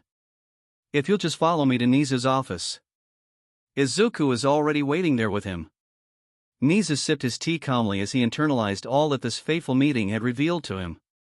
For one thing, all of his suspicions regarding All for One and his practice of creating new quirks through breeding had been confirmed, with full dossiers dating back to the earliest known child of All for One all the way to the latest known in the present day. And for another, he now had even more damning evidence against the Commission. They had been directly targeting the descendants of All for One for elimination, despite the fact that they were both against the heinous villain. Many of the possibilities he had long theorized about were now being proven true. Monoma and ᴅᴇʟᴜ, whose DNA he had analyzed long ago and found a common ancestor from, were great-grandchildren of ⴡᴜᴜ himself, which manifested in the ability to use the quirks of others. Hisashi Midoriya's fire-breathing quirk was merely an out-and-out copy of a quirk that his father had stolen, not useful enough to someone who already had such a quirk. That was the only reason he was allowed to keep his quirk. Few of his siblings had been so lucky. Of course, the War Council of UA had been more than willing to work with the Shigaraki Brotherhood. They were, in a sense, the disciples of One for All and the philosophy of its first user. And they had cultivated connections over the past century and a half of their existence that would be extremely useful going forward. The thing that was most helpful in the short term was of course an itemized list of all of the known individuals who had had their quirks stolen by All for One. This would be extremely useful, as even those who had had their quirks stolen still produced children with quirks similar to their birth quirk. By searching through records to find relatives of the one who had been the original user of forced quirk activation, they could find the person that ⴅ was using to synthesize the ⴅᴜᴜ for their anti-quirk crusade. The FATGUM and Night Eye agencies had taken up the case, though inevitably, they would need to bring along additional heroes when they finally located their base and carried out the raid. Todoroki was taken aback to see Midoriya's father, his favorite theory connecting All Might and Midoriya not just wrong but finally actually disproven by blatant evidence. But what caught him more off guard was the fact that Midoriya-san had unofficially adopted him. Well, at least he couldn't be a worse father figure than Ng. Hearing him honestly and effusively praising everyone was definitely not something he was used to though. Ng favored the rod far more than the carrot when it came to training his masterpiece, and he had almost never spoken in a truly fatherly manner towards Shoto. But hearing Midoriya-san being so kind made a small part of him deep down feel a sense of relief. He knew that on some level, he craved his father's praise, but to suddenly feel relief after the emotional pain he had been accustomed to for so long was extremely disorienting. Everybody cheered when Principal Nizu had announced that Mr. Midoriya would be joining the staff as a quirk counselor, in addition to helping pick up some of Hound Dog's caseload as a therapist. And of all of the cheering students in 1A, Shoto was one of the loudest by far. In fact, he was only actually beaten for volume by Bakugo, who had ignited the sweat on his chest in an attempt to win the high-volume contest their class wasn't having. He breathed a sigh of relief, knowing that even if his father could not manage to turn over a new leaf, he would still know someone willing to give him the positive affirmation he needed. In the principal's office that evening, 3 upperclassmen were undergoing a briefing. The captured ⴅᴜᴜ bombs had been analyzed, and they had confirmed that the additives that gave the drug its unique properties were derived from someone's DNA.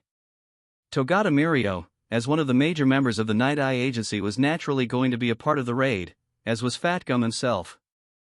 The other 2 students, Ǹjiro Mirai and Oboro Shirakumo, were not affiliated with any agency at the moment, but they had been recruited based on their skill sets. Mirai's quirk, cosplay, allowed her to mimic the powers and feats of any person she could impersonate. And its adaptation allowed her to retain a near-encyclopedic knowledge of people and a strong tendency towards analysis. One of the more unfortunate limits of her quirk was that its power was quite limited. When she had impersonated twice, she had only been able to create a maximum of 10 doubles, though that limit was for her specifically, and did not include any doubles her doubles created. When used to mimic fictional characters, it had allowed her to use their abilities, although they were toned down to be more realistic. During a sparring match, she had turned into Sephiroth from Final Fantasy VII, even conjuring a meteor shower. But the meteors had landed with far less force than had been expected, turning out to be made of styrofoam. They had only struck with the force they had from the high momentum they had. And by transforming into Kefka from Final Fantasy VI, she had been able to create elemental effects, though their power was far more limited compared to the canonical power of the Mad Mage. Shirakumo, of course, was indispensable. His evolved quirk, which allowed him to warp others through his mist, had been a major help. In fact, it had been him who had stealthily created a portal to allow Ǹjiro, disguised as Twice, to disappear. Toga had been far enough away that she didn't notice her disappearance, until the few doubles present were destroyed and not reformed. And given that he would be their primary method of transportation, he would play one of the more major roles. FATGUM himself would be their defense, as his quirk made him perfect as a human shield. And if the members of ⴅ tried to use ⴅᴜᴜ, it would only supercharge his ability to restrain them. They had tested what specifically would happen to him if he was dosed, and had found to their relief that he would not devour people into his folds in a rampage or grow to enormous sizes. But there was one major member that was currently being recruited as they spoke. All Might was currently in a call with the American president, asking for permission for his American student to aid in their mission. And given how influential he was in the hero community, it was likely that the president would say yes.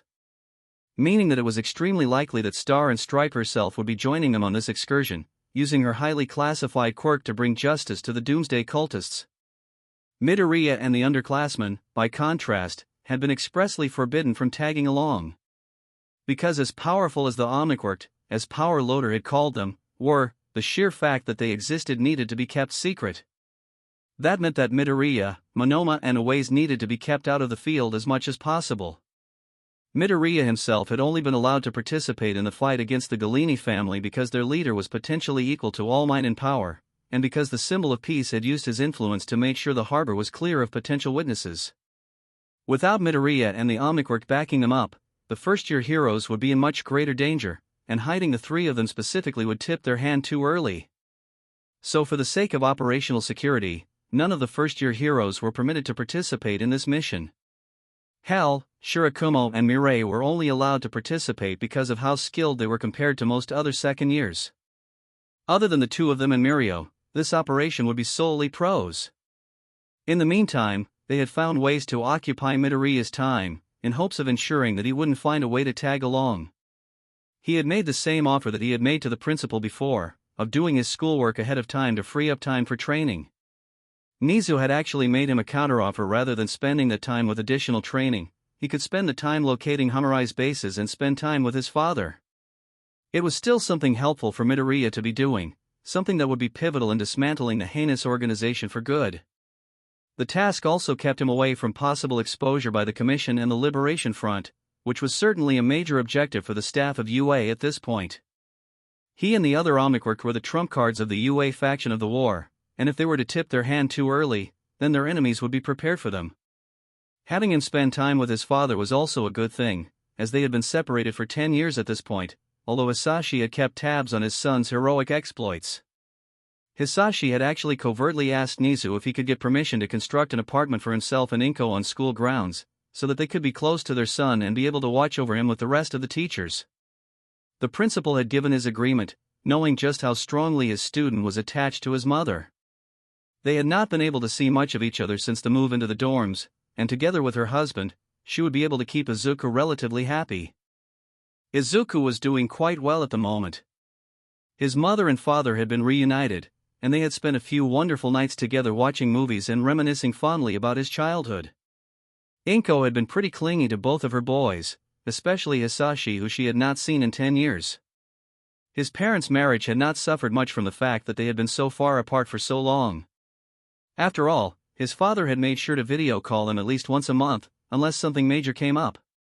And he had always been there in spirit with the both of them, encouraging them to keep going in his usual way. But now that the distance between them had been closed, the bottled-up feelings of longing for each other had finally been unleashed, and they had entered into a kind of second honeymoon period. It was only through Izuku's mastery of danger sense that he was able to avoid any lasting psychological trauma by walking in on the two of them in the middle of something intimate. And for that, he thanked ᴅᴇ profusely, as he and the fourth user had experimented with controlling what situations would trigger danger sense and had managed to unlock quite a bit of possibility. One of the techniques he had developed included such things as awkward situations into what danger sense considered dangerous, allowing him to evade embarrassing situations or the abundant and highly cringe puns that Kaminari dropped every so often.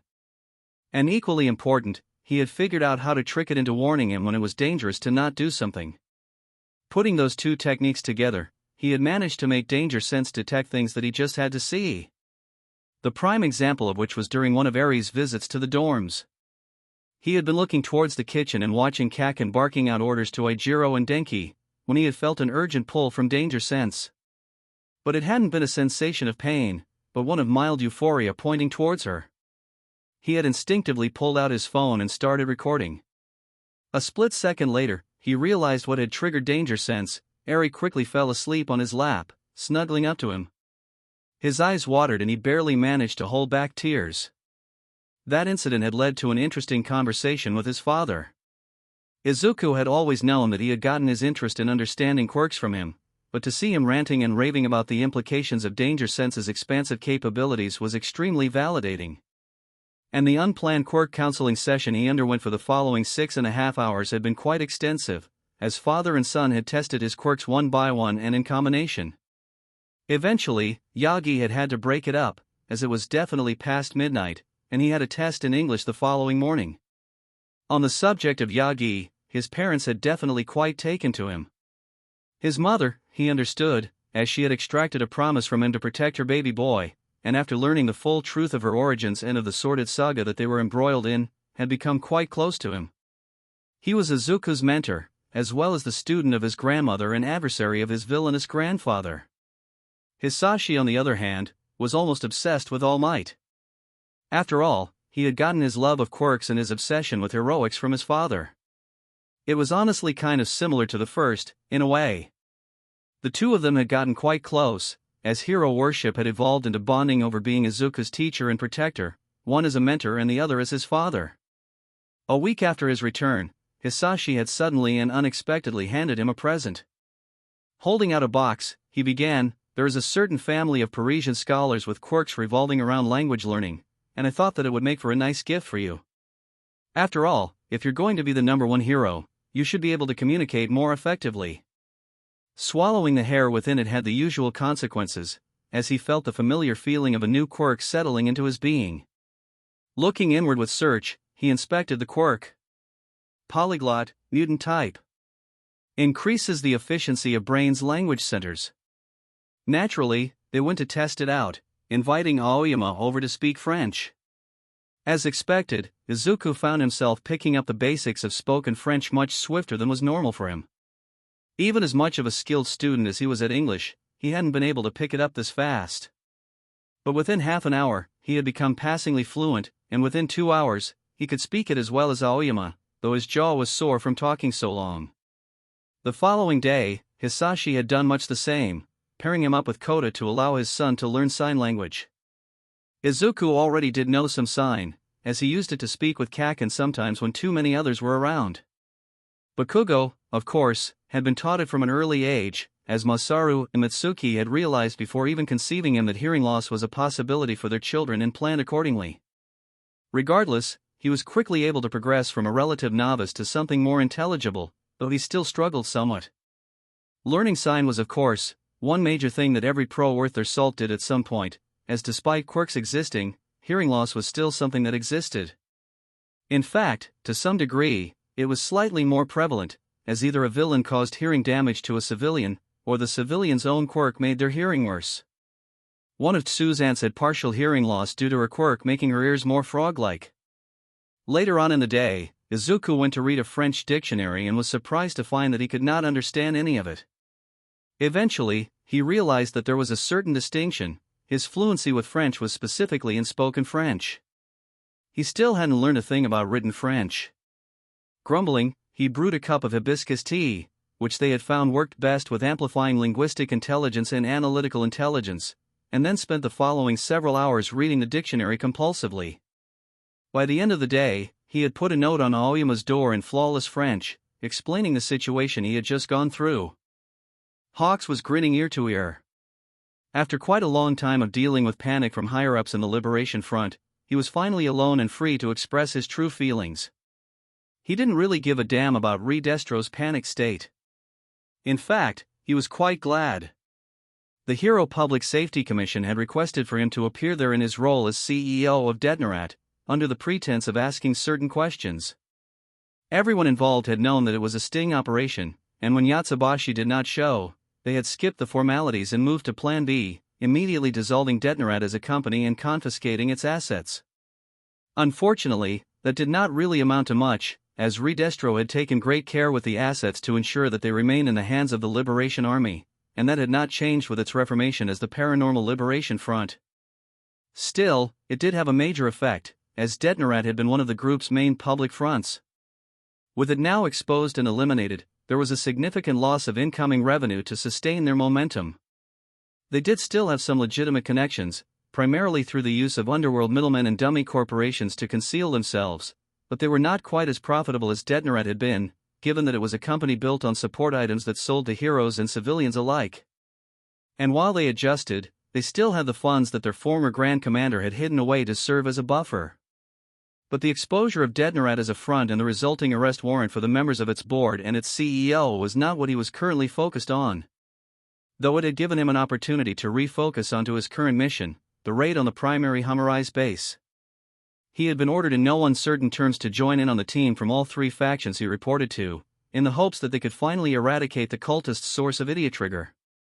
He was happy to have an excuse to let off some steam, to be honest. And for the sake of Japan, it was better to take it out on these bastards rather than the people he had spent so long infiltrating. Hawks had beaten up and captured dozens of ⴅ thugs, managing to recover hundreds of gallons worth of ᴅᴚᴟᴟ in the process. That had led to two of the major breaks in the case.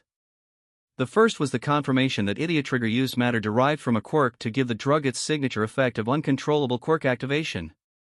This had been of major importance, as it had been a rallying point gathering the Night Eye and Fat Gum agencies, which had made significant contributions to the case.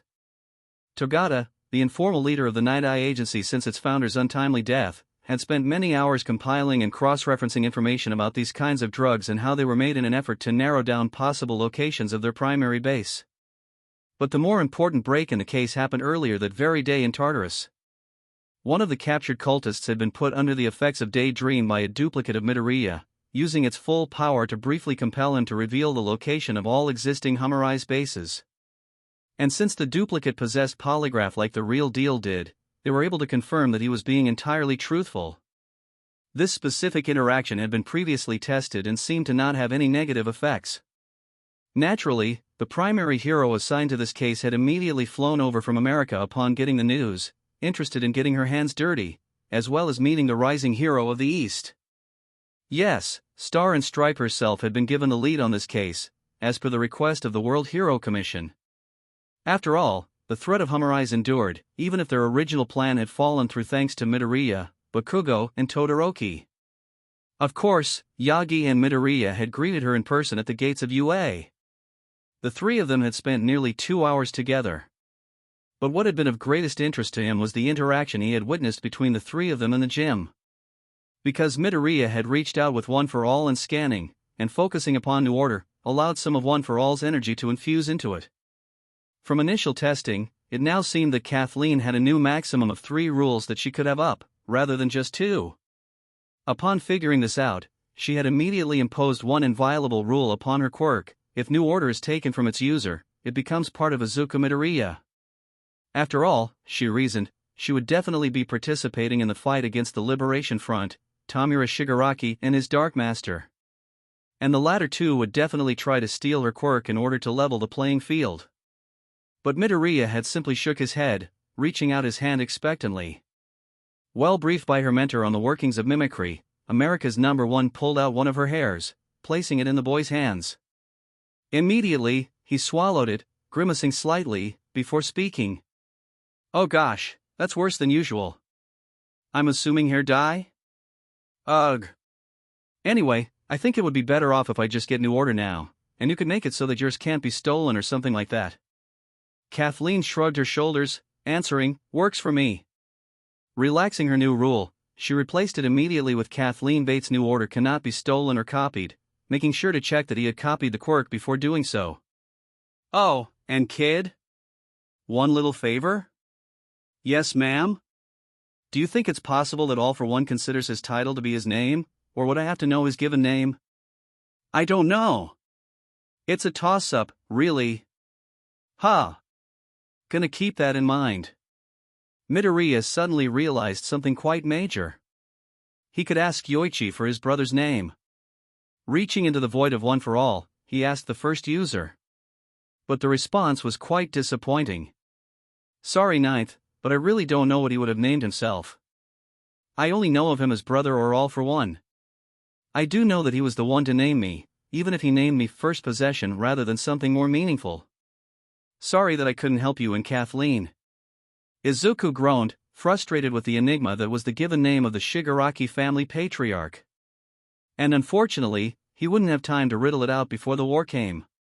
After all, the current estimates were that Tamura's body would be completed on the anniversary of the USJ attack, and the end of the year was a few days away. It had been decided that since the league wasn't as active at the moment, it would be safe to allow the students to be with their families during spring vacation. And that would only be 10 days at the most, with the hero course students being well equipped enough to protect themselves and civilians by now should something happen. The real trouble, of course, would come in 2 weeks, when Tamura Shigaraki awoke. Until then, there were other problems to focus on. For one thing, the Humorize case, which was set to go down only 3 days before graduation, as a form of send-off for Togata as he fully took on the role of the pro-hero Lemillion and took on the task of managing his fallen sensei's agency full-time. That was something that he would of course be honored for during the ceremony, as he had certainly reached the expectations of the late Sir Night-Eye. The raid had of course started out with a bang, as since they had the precise coordinates of Humorize's main base, Loud Cloud had been able to open a warp gate directly inside. From there, they had immediately started knocking out cultists, Lemillion and Star and Strike taking point. Working together, the two of them were able to lead the charge, taking out many Humorize members before they could use any idiot trigger. With no enraged cultists rushing towards them for the moment, they switched tactics, with Fat Gum and Cosplay moving towards the front. The former was not hindered by the effects of idiot trigger, while the latter had a more important purpose for their mission. She was looking quite terrifying at the moment as a consequence, but that was secondary to the abilities of the being she was imitating, the Shinigami Ryuk from the pre-Quirk anime Death Note. In this case, she was using her quirk to specifically imitate his ability to see the true names of all living things, which would help them to find their hostage. Through Hisashi Midoriya and his siblings' connections, they were able to find the name of the man that had originally wielded forced quirk activation, a man by the name of Ken Sano who had visited Jaku General Hospital and Dr. Garaki in particular. His daughter Akari was noted as missing, but since he was officially labeled quirkless and was not a native of Japan, the case had little documentation. But with the resources of the Brotherhood to fill it out, they had all of the information they had needed in order to proceed. And Jairu took point, using the powers of her Shinigami form to evade physical attack as she searched for Akari Sano. Her job wasn't really a fence, after all, that was more so what Togata and Kathleen were there for. Once they were certain that the guards had all been knocked out, Mirio started running through the wall, permeation fully active and with Jairu on his back. Fortunately, because she was imitating a spirit, she was capable of following after him. Within 5 minutes, they found a little girl that matched the physical description of the one they were looking for. And Cosplay's Shinigami eyes confirmed that it was indeed Akari Sano. So she dropped her persona and shifted her posture, her eyes remaining red as her hair turned a pale white. As Mirio picked up and cradled the child, Mireille put her hand on the sealed door, watching as it turned to metal shavings. That was one weak point of her quirk. It did tone down some of the more powerful abilities to be more realistic, or in game terms, balanced. She knew that the real Tamura Shigaraki's decay was strong enough to turn this entire base into fine dust. But her quirk limited how much she could do with her impersonation of him, so she was only able to break it down into shavings of steel. At the very least, it was multifaceted enough to be useful for helping others. Soon enough, they were able to regroup, and Shirakumo opened a gate back to the warehouse on UA's campus where they had departed from. Nizu had already set up everything they could possibly need to conclude their successful raid in that space, and with any luck, they would be able to find someone willing to take care of the poor girl before the week and the school year ended. Hawks was prowling through the surgical theater in Jaku General, with a syringe in his hand. He was aware by now of the little trick that Midoriya used to get around the willing stipulation, and since Shigaraki was asleep, there was no better time for him to pull this off. Kigo had been waiting for far too long by now, as Tamura's awakening was only 2 weeks from now and Midoriya didn't have much time to get used to the multitude of new quirks he would be acquiring. Fortunately, he had come prepared with a vial and a syringe on him. And even if he was caught before he could get back to UA, he had attached an ampoule of Shigaraki's blood to his smallest feather. As for the problem of getting used to the various quirks in his possession, he knew that as Midoriya was now, he was likely capable of easily trouncing a high end. And the boy was brighter than the sun, both in his smile and in his mind. He would be able to figure most of them out on the fly, especially with scanning helping him understand the quirks from the inside. All Might was currently on the radio, broadcasting with present mic as it was the weekend before the final week of classes at UA.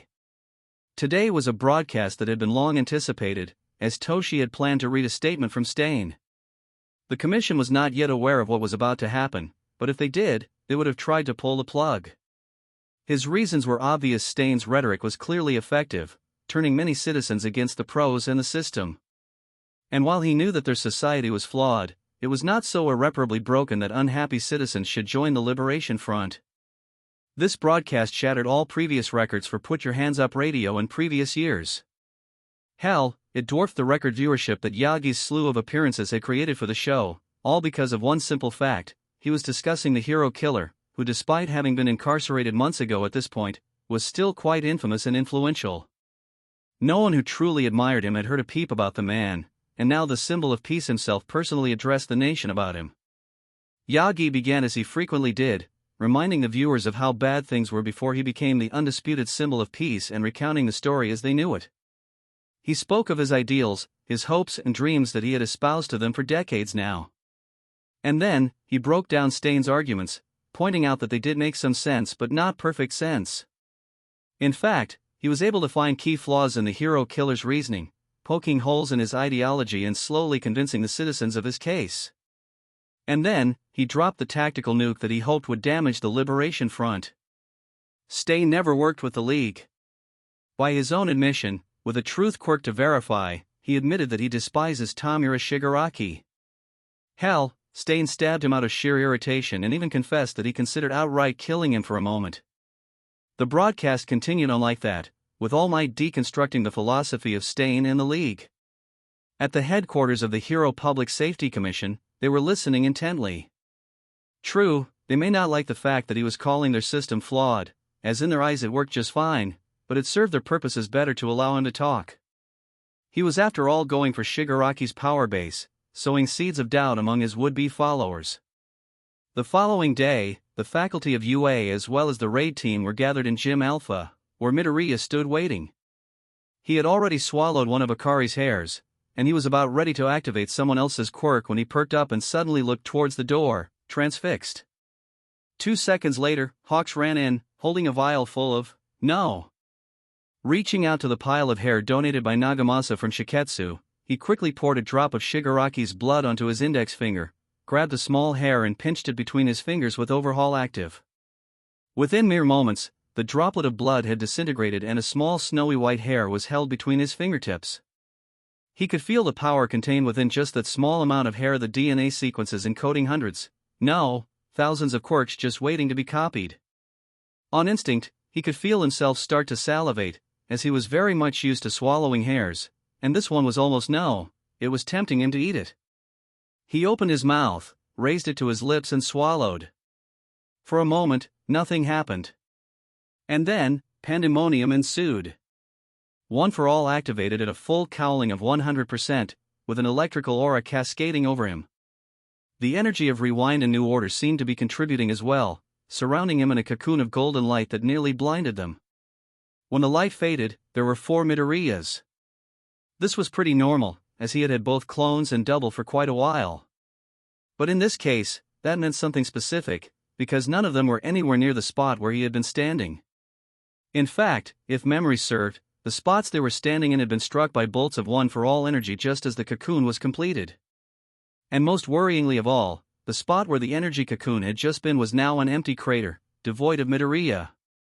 "We're not him," the clones insisted, panic on their features. "We can always tell which one is the original, and none of us are. We can't even feel if he's alive anymore." Needless to say, not a single word was spoken for several seconds, before pandemonium once more ensued, as everyone began furiously debating what in the hell had happened. The end of the school year had come, and with it, UA's celebrated graduation ceremony. Every course would receive their time in the spotlight, as their individual valedictorians and salutatorians would be honored, and their achievements acknowledged as they moved forward into their new lives. Even in a year that had been filled with turmoil and strife, they would continue this proud tradition, which had existed for 100 years at least. First to be celebrated was the business course students, who would shortly start their work with prominent heroes and corporations. Some of them would enter into colleges across the country, while others would focus their efforts on earning a higher position on a more advanced schedule. Regardless, they would almost certainly go on to find success in the world as financial experts and marketing specialists, helping famed groups and individuals get the attention of the common person. The graduating class's valedictorian was lauded for her revolutionary ideas for advertising the sports festival and the school festival, which made her a promising hire for advertising companies. Second were the general education course, the average Joes who would go on to enter many different professions, from medicine and law to construction and waste management. And to fulfill their ambitions, they would take many different paths, becoming members of the occupations that had served as the foundations of society for decades. Class 3's salutatorian was honored for organizing his class's work with various charities, inspired by the philosophy of All Might on Put Your Hands Up Radio. The class valedictorian of Class 3G was praised for her aspiration of becoming a veterinarian specializing in quirked animals, with Principal Niza giving her glowing and effusive praise for her ambitions. Third was of course the support course, the consummate engineers and mechanics whose lives were dedicated to building and maintaining the machinery that they as a society relied upon nowadays. Their course's valedictorian was honored for her patented designs for prostheses, which were simpler, more durable, and more cost-effective. Her crowning jewel was a project she had only recently presented a possible replacement eye that could interface with the optic nerve. Eye injuries were notoriously difficult to treat, and transplant was medically impossible. This prototype replacement offered a possible solution, for which suitable honor and praise was naturally given. Rumors were already circulating about various support companies headhunting for her, trying to secure her brilliance for themselves. Last but not least was UA's celebrated hero course, who had been targeted by criminals and villainous people this year. The valedictorian of the year, hailing from Class 3B and the main member of UA's Big Three, ᴅᴇʟᴜ was given his own place of honor. He had taken part in 2 crucial drug-busting operations against the Shiha Saikai and the members of the Hamurais cult, and that naturally deserved praise. So too was the fact that he would now officially take control of the late Sir Nighteyes agency, which would soon be known as the Lemillion Agency. What came next was a unique addition to the proceedings of the ceremony.